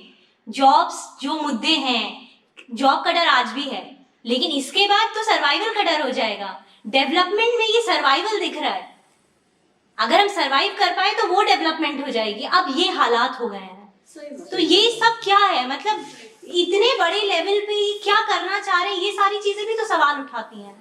अभी तक तो कोई आपकी बात सुना नहीं। प्रोटेस्ट आप रोड पे कर रहे हैं, बेशक आजादी के नारे लगाइए, वो सारी चीजें चल रही जो नहीं वो है ही। मैं शाहीन बाग में रहती हूँ और शाहीन बाग में जो इतने दिन से प्रोटेस्ट चल रही है, मुझे कोई मीडिया हाउस नहीं दिखता वहाँ पे। औरतें तभी भी बैठी रहती हैं, आदमी तभी भी बैठे रहते हैं, बच्चे बैठे रहते हैं, वहाँ लोग बैठते हैं, आग तापते हैं, जो पहले बैठ के वो करते थे, didi are still there, nobody is listening, but people are still protesting। इतना कौन सा बड़ा but there is a big force, barricade voice, you cannot be, आप कितने भी बहरे हो, ये आवाज जो है उनके कान में जा रही है। ऐसा नहीं है दिस इज पैरानोइया। इंस्टीट्यूशंस में आपका फेथ चला जाए, पुलिस में आपका फेथ चला जाए, लेकिन भारत की जनता से हमारा फेथ नहीं गया। नहीं, दूसरी बात है कि ऐसा नहीं है कि ये आवाज उनके कानों तक नहीं पहुंच रही है, कानों तक पहुंच रही है, कानों में उंगली डाले हुए, लेकिन ये शोर अब थमने वाला नहीं है। लोग बोलेंगे, वो ये जानते हैं, वो भी जानते हैं। कई पॉलिटिकल पार्टीज अपना पैतरा बदल चुकी है। आज शाहीन बाग के मोहल्ले में कौन औरतें प्रोटेस्ट में कौन बैठी, वो औरतें जिनको ये कहते हैं कि प्रताड़ित है, कि मुस्लिम महिलाएं जो घर से बाहर नहीं निकलती, जिन्हें समझ नहीं है, जिन्हें अकल नहीं है, आज आप उनसे आप खुद का एम्पावरमेंट देखिए। उनके लिए आप ट्रिपल ड्राइवर्स की इनको प्रोटेक्शन, उनको किसी की प्रोटेक्शन की जरूरत है, वो खुद इतनी सक्षम है, आज उन्होंने साबित कर दिया। अब पूरे जामिया नगर में जो बच्चों के साथ औरतें खड़ी है, वो कौन है? घरेलू महिला, जिसे डर है कि मेरा बच्चा कॉलेज जाएगा तो वो सही वापस आएगा या नहीं आएगा, उसका भविष्य क्या है, वो कैसे उसको पढ़ा रही है। तो इस मुस्लिम महिला को तो आप बहुत उसकी प्रोटेक्शन की बात करते थे, आज उसकी प्रोटेक्शन आपके दिमाग से आप उसको गैर नागरिक बनाने जा रहे हैं। मैं एक बात और कह दूं मैं कि हिटलर के जमाने में भी कोर्ट और कचहरी और पुलिस और मीडिया सारे लोग उनके हो गए थे, लेकिन जनता ने विद्रोह करके हिटलर को बता दिया कि तुम्हारी हैसियत क्या है। तो अगर नरेंद्र मोदी जी इस बात को नहीं समझेंगे तो इस देश की जनता आज जो सड़कों में विद्रोह कर रही है वो आपको बताएगी, और उसने झारखंड के उन्होंने बता दिया है कि क्या बताना चाहती है वो। तो आपके लिए इंडिकेशन है झारखंड का इलेक्शन, आप उसे समझ जाइए। अगर आप नहीं समझेंगे तो फिर वही चीजें पब्लिक करने वाली है आपके साथ। एक चीज में ये है ना कि जब आज जितने भी इंस्टीट्यूशन है जिसकी बात आप कह रहे हैं, आज उन इंस्टीट्यूशंस में किनका कब्जा है? तो सारे अपर कास्ट ब्राह्मण हैं जो भाजपा या से भाजपा से आ रहे हैं या भाजपा के सिंपैथाइजर हैं, वही लोग हैं। और जो लोग लॉयर जैसे लोग जो लोग ऐसा जो कह रहे हैं कि सारे ब्राह्मण कोई कोई रेफरेंस पॉइंट है। रंगनाथन मिश्रा कमेटी की रिपोर्ट दिखी, कितने मुसलमान हैं जो आईपीएस हैं, आईएएस हैं, या उसमें है, वो सारी चीजें साथ हैं। कितने मुस्लिम ओबीसी, कितने गौरी लंकेश, मैम लेकिन उसमें एक उसमें ये भी है बोलने की ताकत दिखाई, आज उनको मार दिया गया। तो वही लोग हैं, लेकिन इस इंस्टीट्यूशंस के भीतर भी गोपी कन्ना जैसे लोग भी हैं, जो कश्मीर के इशू पे उसी सेक्शन में जो अपर कास्ट सेक्शन है उसमें भी बहुत सारे ऐसे लोग हैं जो प्रोग्रेसिव थॉट के लोग हैं, जैसे अपूर्वानंद झा जी हो गए, मनोज झा हो गए। तो उसमें मतलब सबके कंट्रीब्यूशन को डिनाई नहीं कर सकते, उसमें सबके कंट्रीब्यूशन को डिनाई नहीं कर सकते। सब लोग अपर कास्ट के जो प्रोग्रेसिव समाज के लोग हैं वो भी हमारे साथ हैं। जो प्रोग्रेसिव राइट थिंकिंग माइंड है वो हमारे साथ है, across cast, across class. That is our strength. That's our strength. The people of India, we the people of India, and we don't want to play into their hands to be divided on the basis of caste, religion, language. We don't. आज का जो reaction आ रहा है वो reaction cutting across caste, cutting across class, creed, cutting across community, cutting across age. दो I must say कि ये तो यूथ ऑफ इंडिया टुडे आज बाहर है, लेकिन हम जैसे लोग भी हैं। नहीं, हमसे बुजुर्ग, मतलब मैं तो अभी चाइना से आ रही हूँ, औरतें जिनको पता ही नहीं है, वो बेचारी एक 70 साल की वृद्ध महिला वहाँ बैठी है, उसको पता नहीं, लेकिन वो कि कुछ गलत हो रहा है इसलिए मैं कुछ कर रही थी जंतर मंतर पे, उसका नाम था प्रियंका। तो उससे पूछे कि तुम्हारा क्या नाम है, तो बोली कि प्रियंका शर्मा, मैं पंडित हूँ। पंडित मैं नाम पूछना चाहते हो, मेरी जाति पूछना चाहते हो ना, तो जान लो कि मैं प्रियंका शर्मा, मैं पंडित हूँ और मैं यहाँ प्रोटेस्ट में आई हूँ। तो ये चीजें, ये स्पिरिट है अभी भी सोसाइटी के अंदर, और लोग इस चीज को दिखा रहे हैं। थोड़ा मैं ये बताऊंगी कि थोड़ा इन लोग की भी पावर क्यों इतना बढ़ गई कि जब इंस्टेंट डाइवोर्स के ये लॉ लेके आए थे, तो इन्होंने किसी भी वुमेन को नहीं लाया, उसमें बिठाया ना कमेटी में, कहीं इंटेलेक्चुअल को नहीं बिठाया, और हमने एक्सेप्ट कर लिया, है ना, 379 सब एक्सेप्ट कर लिया। तो ये इन्होंने सोचा कि हमने फ्रीडम ऑफ स्पीच छीन ली है हमारी, है ना, हम कुछ नहीं बोलेंगे और ये चीजें आगे चलती जाएंगी, तो इनकी पावर बढ़ती गई। अब ये हमारे लिए भी एक सीख है कि हम पे जब गलत हो तो शुरू में ही स्टॉप लगा दें और उनको बोलने से रोकें, है ना। मैम, आज के वक्त में गांधी का जामिया कहाँ पे है? गांधी का जामिया फिर मूवमेंट के मोड़ पे खड़ा जो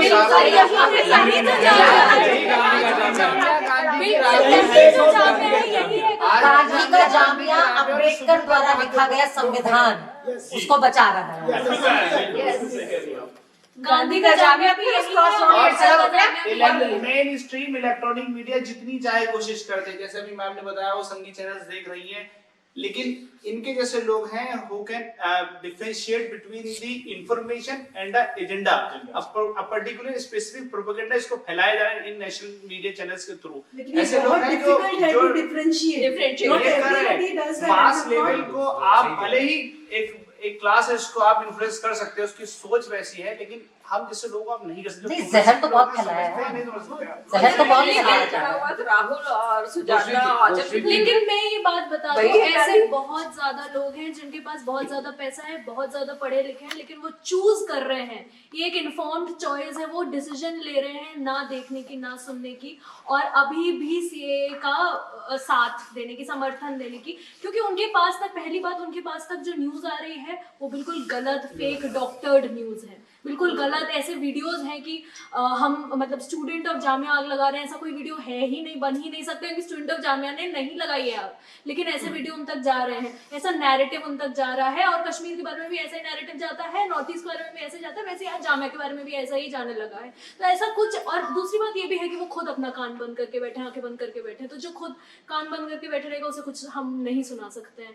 तो ये भी एक तबका है, बिल्कुल है। दूसरी चीज जो सुप्रीम कोर्ट ने भी कहा, उन्होंने पहले ये कहा कि जो छात्र प्रोटेस्ट कर रहे हैं, जो छात्र वायलेंट प्रोटेस्ट कर रहे हैं पहले बोल के, तो वो आप कहां से ला रहे हो?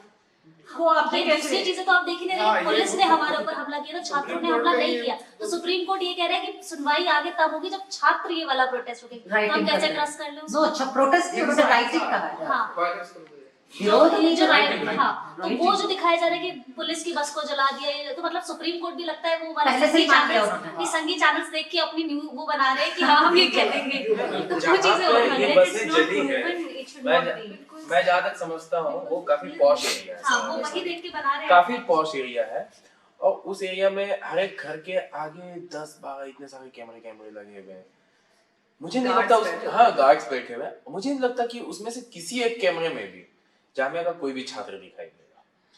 दूसरी बात, आपने उस टाइम में 3 बातें कही थी कि 3 मुद्दे आए हैं अभी तक में, राम मंदिर और इससे पहले ट्रिपल तलाक और तो ये चीज साबित करता है सीए और एनआरसी के ऊपर जो हमारा विरोध है, चाहे वो जामिया हो या एएमयू हो, वो नदवतुल उलूम का भी भले वो नाम ले लें, ये चीज साबित करता है कि ये कॉमनल नहीं है। कॉमनल अगर मामला होता तो हम कॉमनल मामला तब कर रहे होते हैं जबकि देश का 500 साल पुराना मुद्दा बाबरी मस्जिद और राम मंदिर का मुद्दा हम उस पे कर रहे होते, लोग उस पे कर रहे होते, हमने उस पे कोई रिएक्ट ही नहीं दिया। हमारा ये हाल था कि हमने कुछ रिएक्ट ही नहीं दिया। आज हम इस पे इसलिए लड़ रहे हैं क्योंकि हमारा कॉन्स्टिट्यूशनल फाइट है। This is not a communal fight, it's a constitutional fight. हमें समझना होगा, और देश की जनता जो इस टाइम में कुछ लोगों ने, एक जो सपोर्टिव लोगों ने जो उसके लिए ये बना, अभी मेरे कई साथी हैं जो उधर से ताल्लुक रखते हैं, उधर I mean वैसे नैरेटिव से ताल्लुक रखते हैं, तो उनका ये मामला है, वो कह रहे हैं कि I support CA, I support NRC, देश हित में। देश को इन्होंने इतना ज्यादा ये कर दिया है, बड़े तरीके से पोर्ट्रे कर दिया है, देश देश देश, हर बात में देश, कोई बात हुआ देशद्रोही हो, कोई बात हुआ ये देशभक्त है, कुछ भी बात हुआ देश के खिलाफ है। भाई कॉन्स्टिट्यूशन के खिलाफ जाना देश के खिलाफ है, इस चीज को समझना होगा हर एक इंसान। और जिस हिंदू या हिंदुत्व की बात ये कर रहे हैं, हिंदू राष्ट्र या हिंदुत्व की बात कर रहे हैं, उस हिंदुत्व में महिलाओं को कोई स्पेस नहीं है। लोग पढ़ लें, मनुस्मृति या कुछ भी उठाकर लोग पढ़ लें, मैं बता रहा हूं, ना उसमें महिलाओं को कोई स्पेस है, ना उसमें निम्न जातियों को कोई स्पेस है, सिर्फ और सिर्फ स्वर्णों का राज होगा। क्वियर और ट्रांस को कोई उसका तो बात ही नहीं करते, उसको तो छोड़ ही दीजिए अभी आप।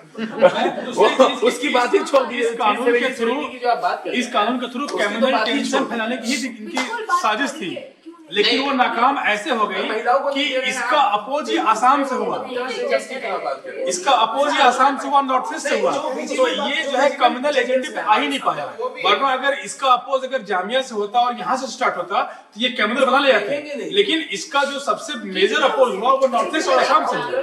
एक बीट भी इस मसले में है। हम ये नहीं कहेंगे कि जामिया ने इस दर्द को समझा और इसमें आवाज नहीं उठाई, और जिसके साथ पूरे सॉलिडारिटी में, जामिया की सॉलिडारिटी में पूरा देश खड़ा हुआ, पूरे तमाम स्टूडेंट्स पूरे ऑल ओवर इंडिया ही नहीं, पूरे इंटरनेशनली ग्लोबली खड़े हुए, क्योंकि अब हद हो गई।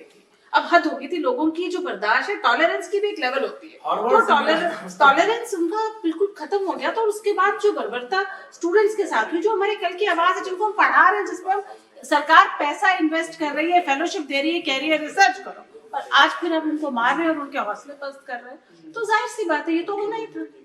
इस तरह से तो आप आवाज नहीं, आप लाइब्रेरी पे तो अटैक कर सकते हैं, आप आइडियाज को प्रोटेस्ट कर रहे हैं, आइडियाज को तो आप भी खत्म कर सकते हैं। मैम आप चूंकि सोशियोलॉजी की प्रोफेसर हैं, आरएसएस का हिंदुत्व क्या है?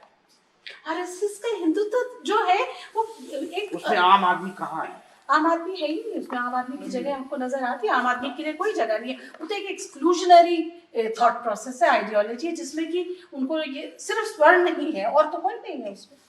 कौन है? स्वर्ण की भी हायरार्की है, ब्राह्मण क्षत्रिय ऐसे करके है।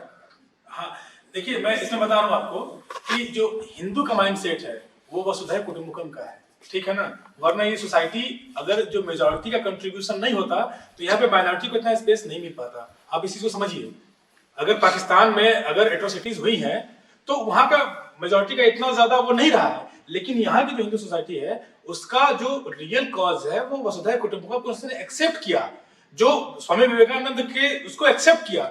और हम मुस्लिम्स अगर इस देश में रहे, क्योंकि हमारे पास तो जिन्ना था, मुस्लिम था, पाकिस्तान था, मुस्लिम राष्ट्र था, लेकिन हमने अगर उसको डिनाई किया तो हमारे पास महात्मा गांधी थे, हमारे पास भीमराव अम्बेडकर का संविधान है, हमारे पास सरदार पटेल, नेहरू जैसे लोग थे, तब हमने इस देश को सेलेक्ट किया कि हम यहाँ पे रहेंगे।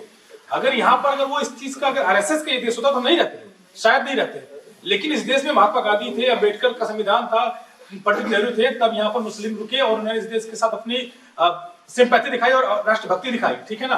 तो उस चीज को आप मत समझिए। इस देश का हिंदू वसुधैव कुटुंबकम को मानने वाला है, जिसको ये हिंदुत्व के एजेंडे पर ले जाने की कोशिश कर रहे हैं। और ये जो सीएए है, जो 370 है, या जो बीजेपी का जो मैनिफेस्टो है, ये उन्हीं चीजों को एक खांचे में ले जाने वाला है।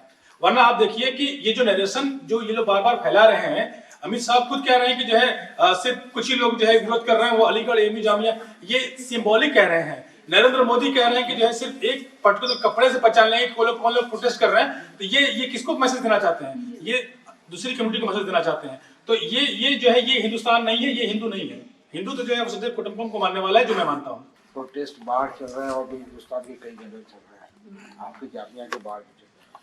क्या 5 तारीख के बाद स्टूडेंट को आने में यहाँ कोई दिक्कत नहीं है, पढ़ाई चल, ऐसा लगता है आपको? नहीं, कोई दिक्कत तो अभी भी कोई नहीं है। अभी भी कुछ स्टूडेंट को अभी भी कोई दिक्कत नहीं, और 5 को यूनिवर्सिटी खुलेगी और स्टूडेंट रिज्यूम करेंगे। हमारे स्टूडेंट्स ने की जो बहुत अच्छी बात है, उन्होंने दोनों चीज़ों में बैलेंस बनाया। अगर आप अभी भी देखेंगे तो जो उनकी रिस्पॉन्सिबिलिटीज हैं, जो रिसर्च स्कॉलर्स हैं जो अपना काम कर रहे हैं, वो फिर से अपना काम कर रहे हैं। लाइब्रेरी उनके पास अभी नहीं है, लेकिन वो अपने तौर से जहाँ उन्हें अपना काम करना है वो करेंगे। यूनिवर्सिटी तो खुलेगी 5 तारीख को और स्टूडेंट्स आएंगे, बाकायदा क्लास होगी, एग्जाम्स भी शेड्यूल वेकेशन हुआ है। लेकिन जो लड़कियां बाहर चली गई हैं, घर अपने चली गई हैं, और ये ब्रूटैलिटी जो लाइब्रेरी में हुई है उसको देखते हुए डर नहीं रहेगा, डर का एक माहौल जो डर तो देखिए रहेगा, लेकिन फिर उनको वापस आना ही है, क्योंकि अब डर के अंदर बैठ जाएंगे तो फिर तो ये साहस भी तो मिला होगा, देश में जो कुछ इतना हो रहा है उससे साहस भी मिला होगा। हाँ सर मुझे कल एक स्टूडेंट मिली थी यहाँ पे, मेरे अंदर बहुत डर था, वो उस दिन लाइब्रेरी में थी और वो छत पे चढ़ गई थी और कल वो प्रोटेस्ट कर रही थी यहाँ पे, और वो बोली मुझे बिल्कुल डर नहीं लगता, मैं रोज यहाँ आके प्रोटेस्ट करूंगी और मैं उस लाइब्रेरी में भी वापस जाऊंगी।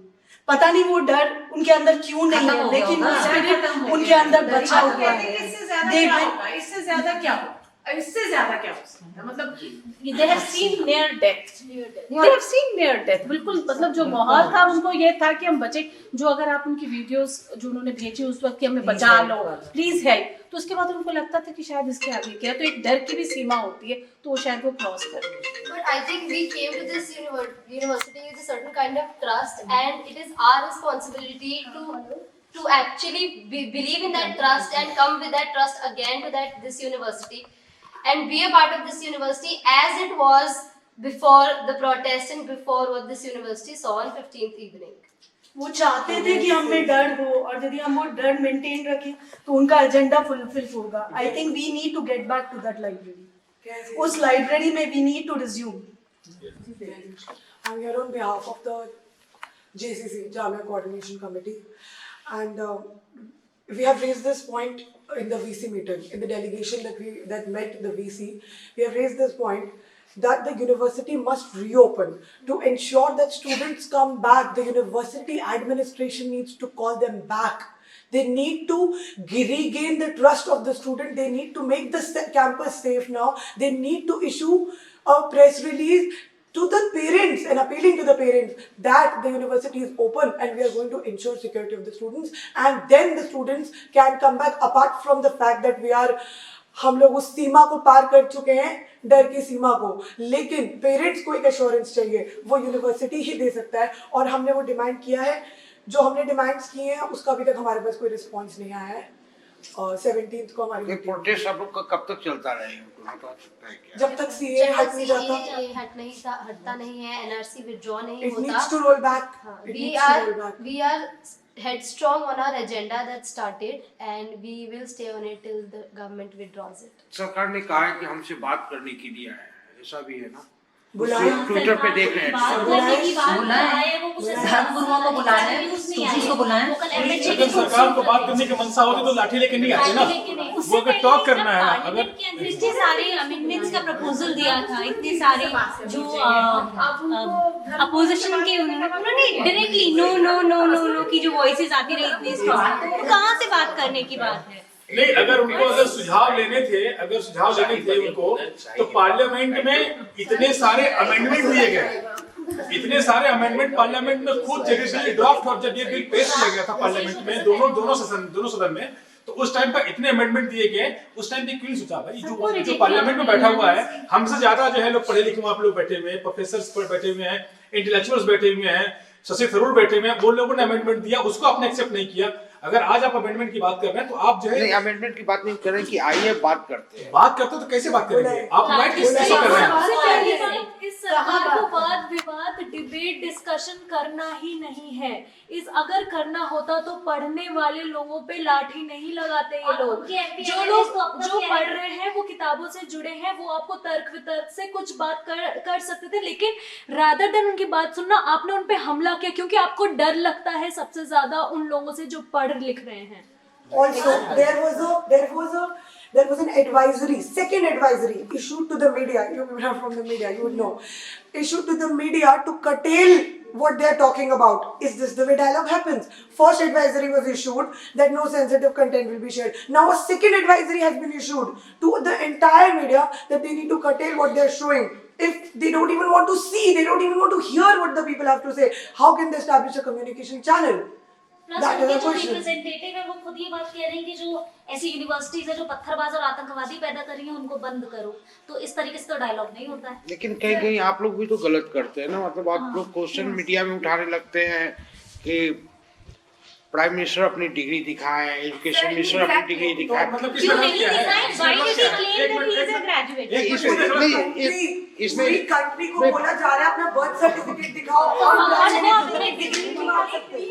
Entire political science. And sir, we are getting educated. Do we not deserve that these people who are making decisions for us, do we not deserve to know what are their qualifications? Accountability, democracy में accountability जरूरी है। हमने उनको चुना, वो answerable है।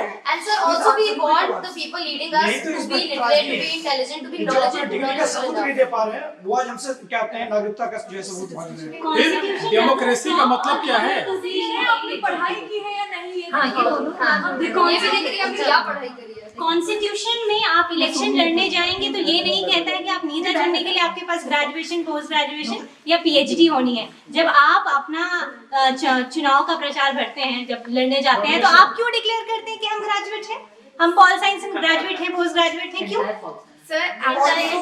या किसी भी सब्जेक्ट में आप हैं तो आप क्यों कहते हैं कि आप ग्रेजुएट हैं जब आपके पास वो डिग्री नहीं है? और है तो कहाँ है? आज तक तो किसी को दिखाई नहीं। ये सेकंड टाइम ये आए हैं, लेकिन उनकी डिग्री का कोई भरोसा नहीं है अभी तक। And sir, the entire world is making a joke of our prime minister's degree. Do we not national deserve to know humiliation है ये, national what sort of a degree does he have? और ये हमसे चाहते हैं कि हम 1971 के टाइम के डॉक्यूमेंट्स लेके आए। हम वो डॉक्यूमेंट्स ला We are becoming a national embarrassment.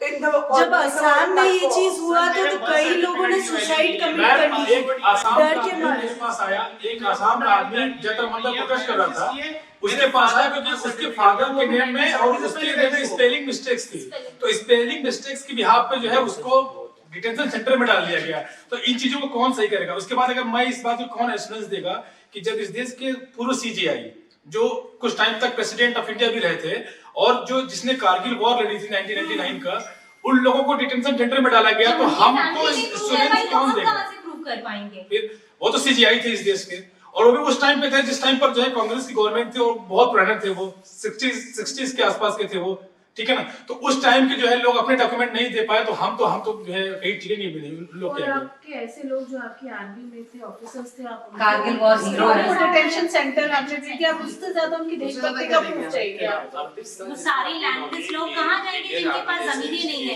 जो फर्स्ट जनरेशन लर्नर्स हैं, कोई पढ़ाई के सर्टिफिकेट्स नहीं है, कोई डिग्रियां नहीं है, पहली बार आए हैं स्कूलों में, जिनके पास लैंड नहीं है, आज फेरी लगाते हैं, आज यहाँ है जो नोमैड्स हैं, कुछ समय कुछ शहर में है, फिर कहीं और चले थे, वो कहाँ से लाएंगे? मैम, लैंड रिफॉर्म्स एक्ट से पहले इस देश का जो एसटी है, एससी है, ओबीसी है, ये लैंडलेस लोग थे। लैंड रिफॉर्म्स के बाद इनको लैंड मिला, वो भी पट्टा मिला, वो भी अभी वो ऑन रिकॉर्ड वो पट्टा है, वो गवर्नमेंट की प्रॉपर्टी है, जीएस है, वो उसर है, बंजर जमीनें हैं, जिसको डी कहते हैं हमारे लोकल इलाकों में, तो वो उस पे बसे हुए लोग उनके घर बनवा लिया है। अब वो कहेंगे कि तुम अपना दिखाओ, तो वो उस जमीन को अपना कैसे दिखाएगा? क्योंकि उस पे तो जो है गवर्नमेंट की प्रॉपर्टी है, वो तो वो कैसे साबित कर पाएगा कि जो है उसके पास वो लैंड उसकी नहीं है? सर, सवाल अगर यहाँ तक भी होता ना कि भाई आप अपना आईडी प्रूफ दिखाइए, voter ID card, passport, licence तो भी ठीक था। अरे मैं 97 कहाँ से लेकर आऊंगा? लंबी एक्सरसाइज नहीं करनी, जब उसकी कोई जरूरत ही नहीं है। मैं कहाँ से लेकर आऊंगा? सरकार चुन के आई है, अब वो वोटर आईडी कार्ड वैलिड नहीं है, तो वो भी तो वैलिड नहीं है ना। जिन्होंने ये संविधान, ये जो बिल लेके आए हैं, उनकी वैलिडिटी तो क्वेश्चन में है। हमने उन्हें चुना, मैंने वोट दिया, वो आए सरकार में, अब वो कहते हैं कि मेरा वोट काबिल नहीं है, अब मैं सिटीजन नहीं हूँ, मेरा voter ID card under question है। तो भाई आप भी तो अंडर क्वेश्चन है, आप कैसे बन गए हमारे प्राइम मिनिस्टर जब हमारा वोट ही वैलिड नहीं है? Sir, and we are questioning the degree of our prime minister because his intelligence is really into question. At this point of time, you ask a student of 5th or a 6th class that what do we need in the country right now? Our GDP is falling, our banks don't have money, our people don't have employment, and this is the time we needed NRC and CAA to divide people on the basis of religion. And yet again they say that they are not dividing people on the basis of religion, and this is not harming people from a specific community. Of course this is harming people from a specific community. मेरा स्पष्ट allegation इस government पे ये है कि ये government जो है अपने इलेक्शन जीतने के लिए सिर्फ अपने ही लोगों को वोटिंग राइट देना चाहती है, और वो इसीलिए ये सीए लेके एनआरसी लेके आई है, क्योंकि वो अपने अपोजिशन के लोगों को वोटिंग राइट देना नहीं चाहती है। वो इसलिए नहीं चाहती है क्योंकि इस टाइम पर जो उसकी हालत हो रही है वो घबरा रहे हैं, इसीलिए वो CAA ला रहे हैं, NRC ला रहे हैं, ताकि जो अपोजिशन के लोग हैं, और कौन लोग हैं वो लोग, वो ST, SC, OBC, माइनॉरिटी और अपर कास्ट के जो प्रोग्रेसिव लोग हैं वो लोग हैं, तो वो उनको टोटली एक्सक्लूड करना चाहते हैं इस देश की वोटिंग राइट से, क्योंकि अगर हमारी सिटीजनशिप जाती है तो हमारा सबसे पहले वोटिंग राइट से जाएगा। तो वो जो बंगाल के इलेक्शन है, जो यूपी के इलेक्शन है, जो 7-8 इलेक्शन स्टेट्स के होने हैं, उनमें वो हमारा वोट कम करके इलेक्शन जीतना चाहते हैं, क्योंकि उनकी मेजोरिटी के वोट जो ज्यादा है। अगर रिफ्यूजीज को बचाने का सच में ही उनका एजेंडा होता तो यूएन कन्वेंशन को रैटिफाई करें, रेफ्यूजी जो कन्वेंशन है उसको रैटिफाई करें, लेके आए। क्यों सिर्फ उनको 3 ही देश से चाहिए? क्यों उनको श्रीलंका वाले नहीं चाहिए? क्यों उनको म्यांमार वाले नहीं चाहिए? क्या रोहिंग्या मुस्लिम्स वहां पे जो है परेशान नहीं किए जा रहे? और इसके तो बाकायदा इंटरनेशनल मीडिया में बाकायदा सबूत है, सारी चीजें हैं। तो क्यों सिर्फ 3 ही जगह देश से उन्हें लोग चाहिए? कल देश के अंदर मैसिव प्रोटेस्ट हुआ, वायलेंस हुआ, लगभग 11-12 लोग मारे गए। बावजूद इसके हमारा सेंसेक्स 41,000 क्रॉस किया बहुत अच्छे शानदार तरीके से। आप लोग के प्रोटेस्ट का कोई मतलब नहीं है। नहीं, अगर ये बताइए कि मतलब है जब हम देश का GDP काउंट करते हैं या GNP काउंट करते हैं तो हम एक एवरेज लेते हैं, हम एक मीन लेते हैं। अंबानी साहब का जो पैसा है वो मेरे पैसे में भी जाएगा। मैं एवरेज का मतलब जो एक्सटीरियर पॉइंट्स पे है वो सारे के सारे लोग साइड में हो जाते हैं। अगर ह्यूमन डेवलपमेंट इंडेक्स मैं सेंसस की बात कर रहा हूं, जो 41,000 भाई वो एलीट लॉबी के लिए है, वो कॉमन पीपल के लिए सेंसेक्स नहीं है भाई। वहां पर एलीट क्लास के लोग बैठते हैं, और कितना लोग स्टॉक एक्सचेंज करते हैं इस देश के? मुश्किल से जो है 1 या 2% लोग करते हैं इस देश में। 135 बनाने के लिए ये सरकार है, और हम लोगों को और गरीब बनाने के लिए इसीलिए सेंसेक्स ऊपर जा रहा है, इसके लिए हो रहा है। And those people are not on streets. We are on streets. We students are on streets. Poor man is on street. Ma'am सिर्फ 135 इंडस्ट्रियलिस्ट इस देश में हैं, सिर्फ 135 जो बड़े बड़े उद्योगपति हैं। उनके सरकार जो है वो उनके लिए जो है सारी चीजें कर रही है। वो लोग खुश तो होंगे, उनको क्या फर्क पड़ता है? और इस चीज से सेंसेक्स ऊपर बढ़ रहा है, इससे हमको क्या फायदा हो रहा है? हमें क्या नुकसान हो? उससे हमें क्या फायदा हो रहा है? GDP तो अच्छी दिख रही है क्योंकि आपके पास अंबानी है, आपके पास बड़े बड़े बिलियनियर्स हैं, लेकिन आप माल न्यूट्रिशन में नीचे जाएंगे, आप शिक्षा में नीचे जाएंगे, आप हेल्थ में नीचे जाएंगे, आप सारे ह्यूमन इंडिकेटर्स में नीचे जाएंगे। कहां आ गए आप? हैप्पीनेस इंडेक्स में कहां पे आ गए आप? हंगर इंडेक्स में वही मैं कह रहा हूं, ये सारी चीजें जो है मेजर काउंट ये काउंट करती है। आपका हैप्पीनेस इंडेक्स क्या है? जेंडर इक्वलिटी में आप बहुत सबसे लास्ट में हैं। आपके प्रोटेस्ट करने की वजह से हिंदुस्तान नीचे जा रहा है। वो तो ही कह रहे हैं कि ये लोग इतने हिंदुस्तान कौन है? सवाल ये है कि आ चुका है। ये बहुत बड़ा सवाल है। हम लोग की वजह से हम ऊपर थोड़ा उठाने की कोशिश कर रहे हैं। यही समझने की बात है कि इन्होंने नोटबंदी हम पे थोपी, हमने विरोध किया, उस टाइम सुना नहीं गया। वो डिजास्टरस था इस देश की इकोनॉमी के लिए। उन्होंने जो है वो GST हम पे थोपी, उससे इस देश का जो लोअर मिडिल क्लास का जो बिजनेसमैन है वो इफेक्ट हुआ, वो चीज बेकार हो गई। तो आप अगर अपनी चीजों को हम पे थोपे कह रहे हैं कि हमारे प्रोसेस चीजें खराब हो रही हैं, तो सारे तो जो है स्टूपिड फैसले आप ले रहे हैं। और उसके बाद कह रहे हैं कि हमको कह रहे हैं कि जो है आप जो है आपकी प्रोटेस्ट से इकोनॉमी खराब हो रही है। अरे प्रोटेस्टर्स में सिटीजनशिप स्टेक पे है, हम यहाँ के सिटीजन बचेंगे या नहीं, ये फियर है लोगों के बीच में। असम में जब NRC क्रिएट हो रहा था तो लोग सुसाइड कमिट कर रहे थे कि हम उस लिस्ट में आएंगे या नहीं। वो चाह क्या रहे हैं? पैन इंडियन स्केल पे हम सब वो पैनिकी स्टेट में आ जाए कि अब हम सिटीजन बचे या नहीं। और अगर इकोनॉमिक क्राइटेरिया से ही हम सिर्फ बोल रहे हैं कि हिंदुस्तान नीचे जा रहा है, तो फिर हिंदुस्तान तो और भी बहुत तरीकों से नीचे जा रहा है। हमारा secular fabric is being question today. हमारी कंट्री में हो क्या रहा है? वी आर फीलिंग टुडे हम डिबेट में पीछे जा चुके हैं। हम फिर से हिंदू मुस्लिम की बात कर रहे हैं। आप कह रहे हैं हम ऊपर जा रहे हैं, इन लोगों की वजह से हम नीचे जा रहे हैं और हम उसी को बचा रहे हैं। दूसरी बात की मैम, मेरा सऊदी अरब का एक दोस्त मुझे फोन करके बोला कि उसके पाकिस्तानी दोस्त उसको वहां पे ताना मार रहे हैं कि तुम इंडियन मुस्लिम इसी के लायक हो क्योंकि तुम लोगों ने 1947 में हमारा साथ नहीं दिया था, तो आज तुम्हारे साथ जो हो रहा है सही हो रहा है। तो मैम ये चीजें हमको सुनने को मिल रही है, ताने सुनने को मिल रहे हैं मैम, ये ताने सुनने को मिल रहे हैं हमको। अगर आप हमारे सिटीजनशिप पे सवाल खड़े करेंगे, we show trust in the secular fabric of this country and we have been betrayed. We have been betrayed very badly. So that is a fact and it needs to be talked about. It needs to be put out there. And people are telling this. This is the narrative of the world. This is what is being told. And today government is from us, the people. Today it is about Muslims. Tomorrow it will be about Dalits. Day after tomorrow it will be about women. Where are we going? It is already about Dalits. And it is already about these people. And now, what all is happening in this country? या unemployment बढ़ रहा है। अब जो सरकार के जो आंकड़े हैं कि 45 साल का रिकॉर्ड तोड़ दिया अनएम्प्लॉयमेंट, 2019 के फरवरी तक 24 लाख सरकारी पद जो है खाली थे, तो उसको आपने फुलफिल नहीं किया, ठीक है। वो 24 जो है कहाँ जाएंगे? जो अनएम्प्लॉयमेंट जो बढ़ रहा है, ये इसकी वजह से, हमारे प्रोटेस्ट की वजह से नहीं बढ़ रहा है, या देश भर में जो आंदोलन कर रहे हैं उसकी वजह से नहीं। आप लोगों से किसी को याद है 1975 का इमरजेंसी? हाँ बिल्कुल बताइए, थोड़ा सा कोई बता सकता है? हाँ मैं बताऊंगा, पूछिए क्या पूछना है। उस इमरजेंसी के बारे में क्या? उस इमरजेंसी के बारे में बता दूं आपको कि वो इमरजेंसी इसलिए इम्पोज हुई थी क्योंकि उसमें इंदिरा गांधी ने जो इलीगल तरीके से इलेक्शन जीता था उसको हाई कोर्ट में चैलेंज किया गया और हाई कोर्ट ने उनके खिलाफ फैसले दिए, तो उन्होंने हाई कोर्ट को डिसमिस किया। छात्रों ने क्यों किया था? छात्रों ने इसलिए किया क्योंकि उस टाइम पे भी फंडामेंटल राइट्स का वायलेशन था। उस टाइम पे भी जो है हमको आर्टिकल 21 का जो है फ्रीडम ऑफ एक्सप्रेशन नहीं था, हमारे जो फंडामेंटल राइट्स वो किल किए जा रहे थे उस टाइम पे। इसलिए स्टूडेंट्स ने प्रोटेस्ट किया कि हम किसी भी अपने जो हुक्मरान हैं, जो नेता हैं, उनको तानाशाह नहीं बनने देंगे।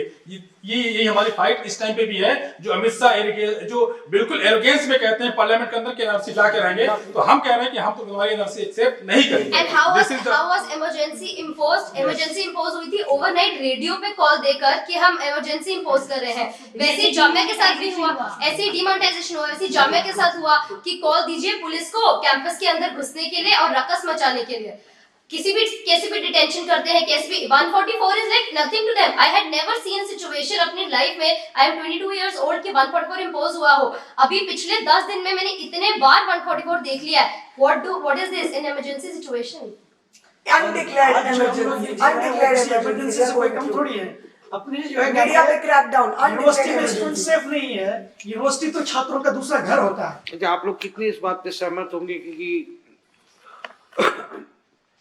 बैकआउट मीडिया, मतलब गोदी मीडिया लाइक सो कॉल्ड जो भी है, मतलब मीडिया, उस मीडिया से बैकआउट करने पे कितने लोग सहमत? नहीं, मैं सहमत नहीं हूँ। मैं भी सहमत हूँ। मैं सहमत इसलिए नहीं हूँ क्योंकि उनके ऊपर प्रेशर है, गवर्नमेंट का प्रेशर है, तो ये चीज हमको उनको फील करना पड़ेगा और हमको अपनी बात उनके चैनल में भी कहनी पड़ेगी। वो भले से न दिखाएं, लेकिन डायलॉग सोल्यूशन है, बाइकआउट सोल्यूशन नहीं है। दीदी मेरा मानना है, जो गांधी जी का तरीका है। प्रेशर हमेशा एक चॉइस होता है। मैं न्यूज़ पे गई और मैं एनडीटीवी पे गई, मैंने बहुत अलग अलग नैरेटिव देखा है या एक्सेप्टेंस देखा है। अगर न्यूज़ हमारे से बात करने से पहले ये चला रहा है कि क्या जामिया अपने बच्चों को आतंकवादी बना रहा है, आप उस चैनल से कैसे बात करेंगे? वहीं दूसरा अगर कोई चैनल है वो हमसे खड़े होकर हमारी पूरी बात सुन रहा है और कह रहा है आप बताइए आपको क्या बोलना है, हमें बीच में काट नहीं रहा है, तो डिफरेंस है। ब्रिटिश टाइम पे भी गांधी जी के साथ उनका पोर्ट्रेट मीडिया बहुत गंदे तरीके से कर रहा था, ठीक है ना। हमारे जो अपने मीडिया थे, जो इंडियन अखबार थे, वो गांधी जी को फ्रीडम दिखा रहे थे, लेकिन जो और लोग थे वो उनको वैसे पोर्ट्रेट नहीं कर रहे थे। तो आपको जो है कोई अच्छा पोर्ट्रेट नहीं कर रहा है, इसका मतलब नहीं कि उसके प्लेटफॉर्म पर अपनी बात नहीं कहेंगे। हमको हर प्लेटफॉर्म पे अपनी बात कहनी है, वो क्या उठाना चाह रहे हैं उसकी मर्जी है। As somebody who's continuously coordinating with the media, what we are trying to do is that there are people जो हमारे against बहुत propaganda चला रहे हैं, but I feel अगर हम उनको कितना भी boycott कर लो, they will find somebody who they will claim represents us. So it is better that we send our own representatives. We keep proofs with us about what we are saying, and we release them through our own channels. But sir, I would again yet say कि हर जगह बात रखने से बात नहीं बनती, सही जगह बात रखने से बनती है। बिल्कुल। एक्चुअली दिक्कत ये है ना कि जो उनका व्यूअर है, उनका व्यूअर जो है, उस व्यूअर को भी हमारी बात पहुंचनी चाहिए ना। तो अगर उस चैनल पे अगर हम नहीं बैठेंगे और उसके व्यूअर को अपनी बात नहीं बताएंगे, तो उनके व्यूअर्स के पास हमारी बात नहीं पहुंच पाएगी। तो इसलिए हमारी वॉइस हर प्लेटफॉर्म पे होनी चाहिए। आप लोगों को क्या लगता है ये मीडिया वाले सवाल पे, गोदी मीडिया बैकआउट वाले सवाल पे आप लोग? देखिए, बैकआउट तो मुझे नहीं लगता है कि सोल्यूशन है। बात करनी चाहिए, अपनी बात हम करें, वो दिखाएं ना दिखाएं, या उनकी एथिक्स है। क्योंकि हम प्रोफेशनल एथिक्स की बात करते हैं, तो मेरे ख्याल से मेरी आवाज़ जब मैं अपनी आवाज़ उनको दे रही हूँ, तो उनको उसी तरह से दिखानी चाहिए। जो मेरा व्यू है उसको दिखाना चाहिए, नहीं दिखाते हैं तो वो करप्शन। मैं ये कहूँगी कि जो media, powerful media, main stream media है, उसमें जो स्पेस बन सकती है उसको बनाएं, लेकिन ऑल्टरनेटिव मीडिया का खूब अच्छी तरह से आप तो मीडिया से ही, आप क्या सोचते हैं? नहीं, मैं तो कहता हूँ बिल्कुल बॉयकॉट करना चाहिए। अगर इनकी व्यूअरशिप बढ़ेगी तो भी इनको देखना पड़ेगा देश का मूड कैसा है। अगर हम लोग समझते हैं सही क्या है गलत क्या है और हम सही के साथ खड़े नहीं थे, एक चैनल एक्स है एक चैनल वाई है, वाई गलत दिखा रहा है, एक एजेंडा को प्रोपोगेट कर रहा है, और जो एक चैनल एक्स है वो सही दिखा रहा है। तो अगर आप सही के साथ 10 लोग खड़े रहेंगे, वहां कोई नहीं खड़ा होगा, तो उसकी न्यूज का कोई मतलब ही नहीं है, कोई अगर उसको देखेगा नहीं। अगर आप इसको देखेंगे तभी तो वो भी शायद दूसरे जितने भी इस कंपटीशन में साथ में जो इलेक्ट्रॉनिक मीडिया चल रहे हैं वो भी उसी न्यूज को दिखाएंगे जो सही है, क्योंकि वो देखेंगे देश क्या देखना चाहता है और देश कैसा है। अगर देश सेंसिटाइजेशन नहीं देखना चाहता है, या मीडिया का या खबरों का कमर्शियलाइजेशन ही कर दीजिए आप, जो देश देखना है कुछ भी और सनसनी आता है, क्या इस तरह की चीजें देखना चाहते तो वो वही दिखाएगा ना। सनसनी में ना उसी की तर्ज पे चार मीडिया चैनल्स ने और प्रोग्राम खोल दिए, एक गलत चीज किसी ने दिखाई, उसकी टीआरपी बढ़ी, व्यूअरशिप बढ़ी, दूसरे मीडिया चैनल ने वही चीज दिखाना शुरू कर दी। आपको इसको भी देखना पड़ेगा, जब आप इसको बंद करेंगे तभी दूसरी मीडिया वो लोग उससे इन्फ्लुएंस होंगे। मैं उनकी बात पे कहना चाहूंगा कि देखिए हर मीडिया हाउस का अपने अलग व्यूअरशिप है, ठीक है ना। तो आप जो है वो क्या दिखाते हैं उसको फर्क नहीं पड़ता, क्योंकि उसका व्यूअर्स उसको बराबर देख रहा है, तो उसकी रेटिंग थोड़ा सा इधर उधर फर्क पड़ सकता है। मैं भी न्यूज रूम में काम कर चुका हूँ, मुझे भी अच्छे से एक्सपीरियंस है, मैं 6 साल काम किया हूँ मीडिया में और इलेक्ट्रॉनिक मीडिया में काम किया हूँ, तो मुझे अच्छे से मालूम है यहाँ को कोई फर्क नहीं पड़ता था, ठीक है ना।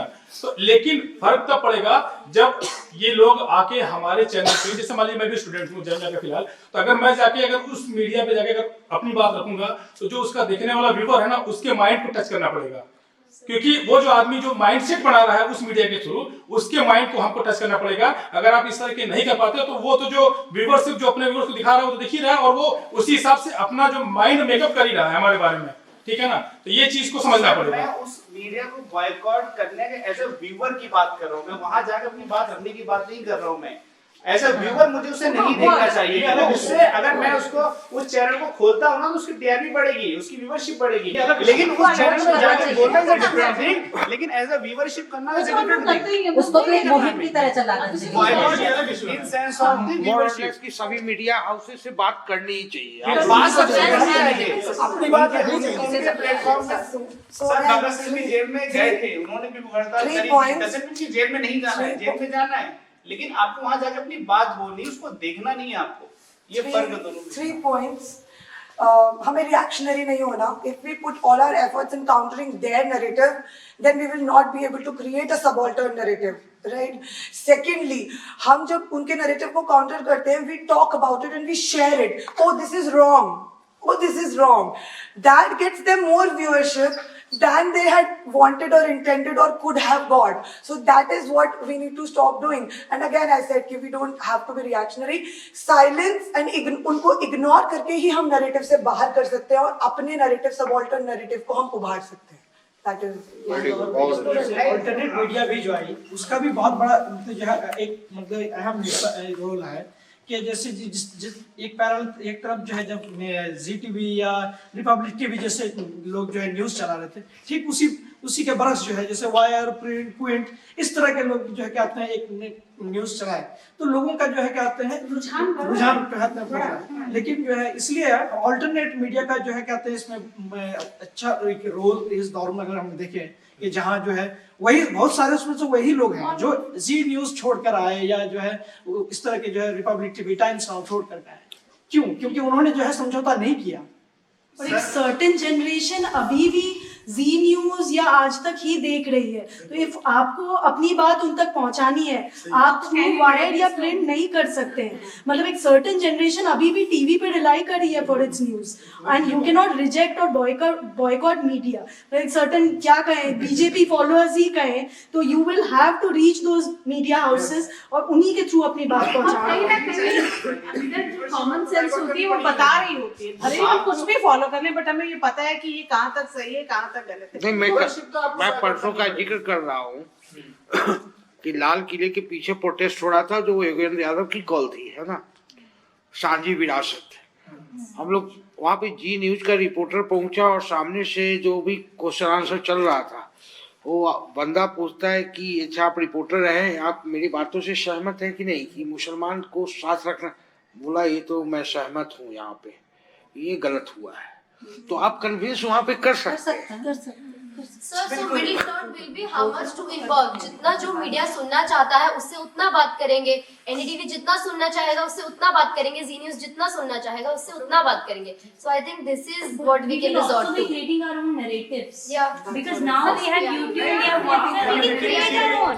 अब हमें किसी मीडिया वाले की वेट की जरूरत नहीं है. मैं अपना WhatsApp खोलूंगी, अपना स्टेटस डालूंगी, अपने ट्विटर पर ट्वीट करूंगी, अपने फेसबुक पर अपना YouTube का चैनल भी चला सकती हूँ. तो वो सारी चीजें हैं. उसके नैरेटिव को काउंटर करना जरूरी है. जाना चाहिए, इसलिए हमें एक्सक्लूड नहीं करना है. इसी के खिलाफ तो हमारी पूरी जो लड़ाई है उसके खिलाफ है, बेसिकली एक्सक्लूजन के खिलाफ है. तो एक्सक्लूजन नहीं करना. When we say कि साझी विरासत, तो इंक्लूसिविटी पे हमारा एम्फेसिस है. हम हर से बात करेंगे कि ये तुम्हारा एथिक्स है. एक आदमी जो है बोला जामिया जिहादियों की यूनिवर्सिटी है. मैं जाके पर्सनली उसको बोला, मैं जाके कि तुम जामिया का इतिहास पढ़ो, ये गांधी की बनाई हुई यूनिवर्सिटी है, ये गांधी की बनाई हुई यूनिवर्सिटी है, और इसको जो है तुम पहले पढ़ लो कि ये बगावत से की यूनिवर्सिटी है अंग्रेजों के खिलाफ. तो आप जो है इस चीज को समझिए. मैंने उसको बताया ये सारी चीजें. अगर मैं जाके उसको कहना चाहती हूँ कि जब मैंने एडमिशन लिया था जामिया में, तो मेरे फादर को किसी ने बोला कि आप जामिया भेज रहे हैं अपने बच्चे को, क्या कर रहे हैं, where are you sending your daughter. उन्होंने कभी पता नहीं वो कह रही है. और जब मैं जामिया आई, उन्होंने कहा वहाँ तो सिर्फ मुसलमान पढ़ते हैं और मुसलमान पढ़ाते हैं. तो ऐसा तो नहीं था. जब मैं यहाँ आई और मैं तो यहीं आई और यहीं की हो गई और यहीं रह गई. मैम जामिया मिलिया इस्लामिया के माने ही इस देश में जब इस राष्ट्र का स्वरूप ही नहीं दिया था कि भारत कैसा होगा, तब उस जमाने में जामिया के माने यूनिवर्सिटी, मिलिया के माने राष्ट्र और इस्लामिया माने मुस्लिम. तो राष्ट्रीय मुस्लिम विश्वविद्यालय, मतलब इससे बड़ी बात क्या चाहिए कि हमने राष्ट्र के नाम पे यूनिवर्सिटी बिल्डअप किया हमारे फोरफादर्स ने. कहीं पे कंपोजिट कल्चर या साझी विरासत का अगर सैंपल मिलता है, एग्जांपल मिलता है, तो वो जामिया है. वो जामिया यहाँ इसी पे एंड करते हैं हम लोग. Thank you.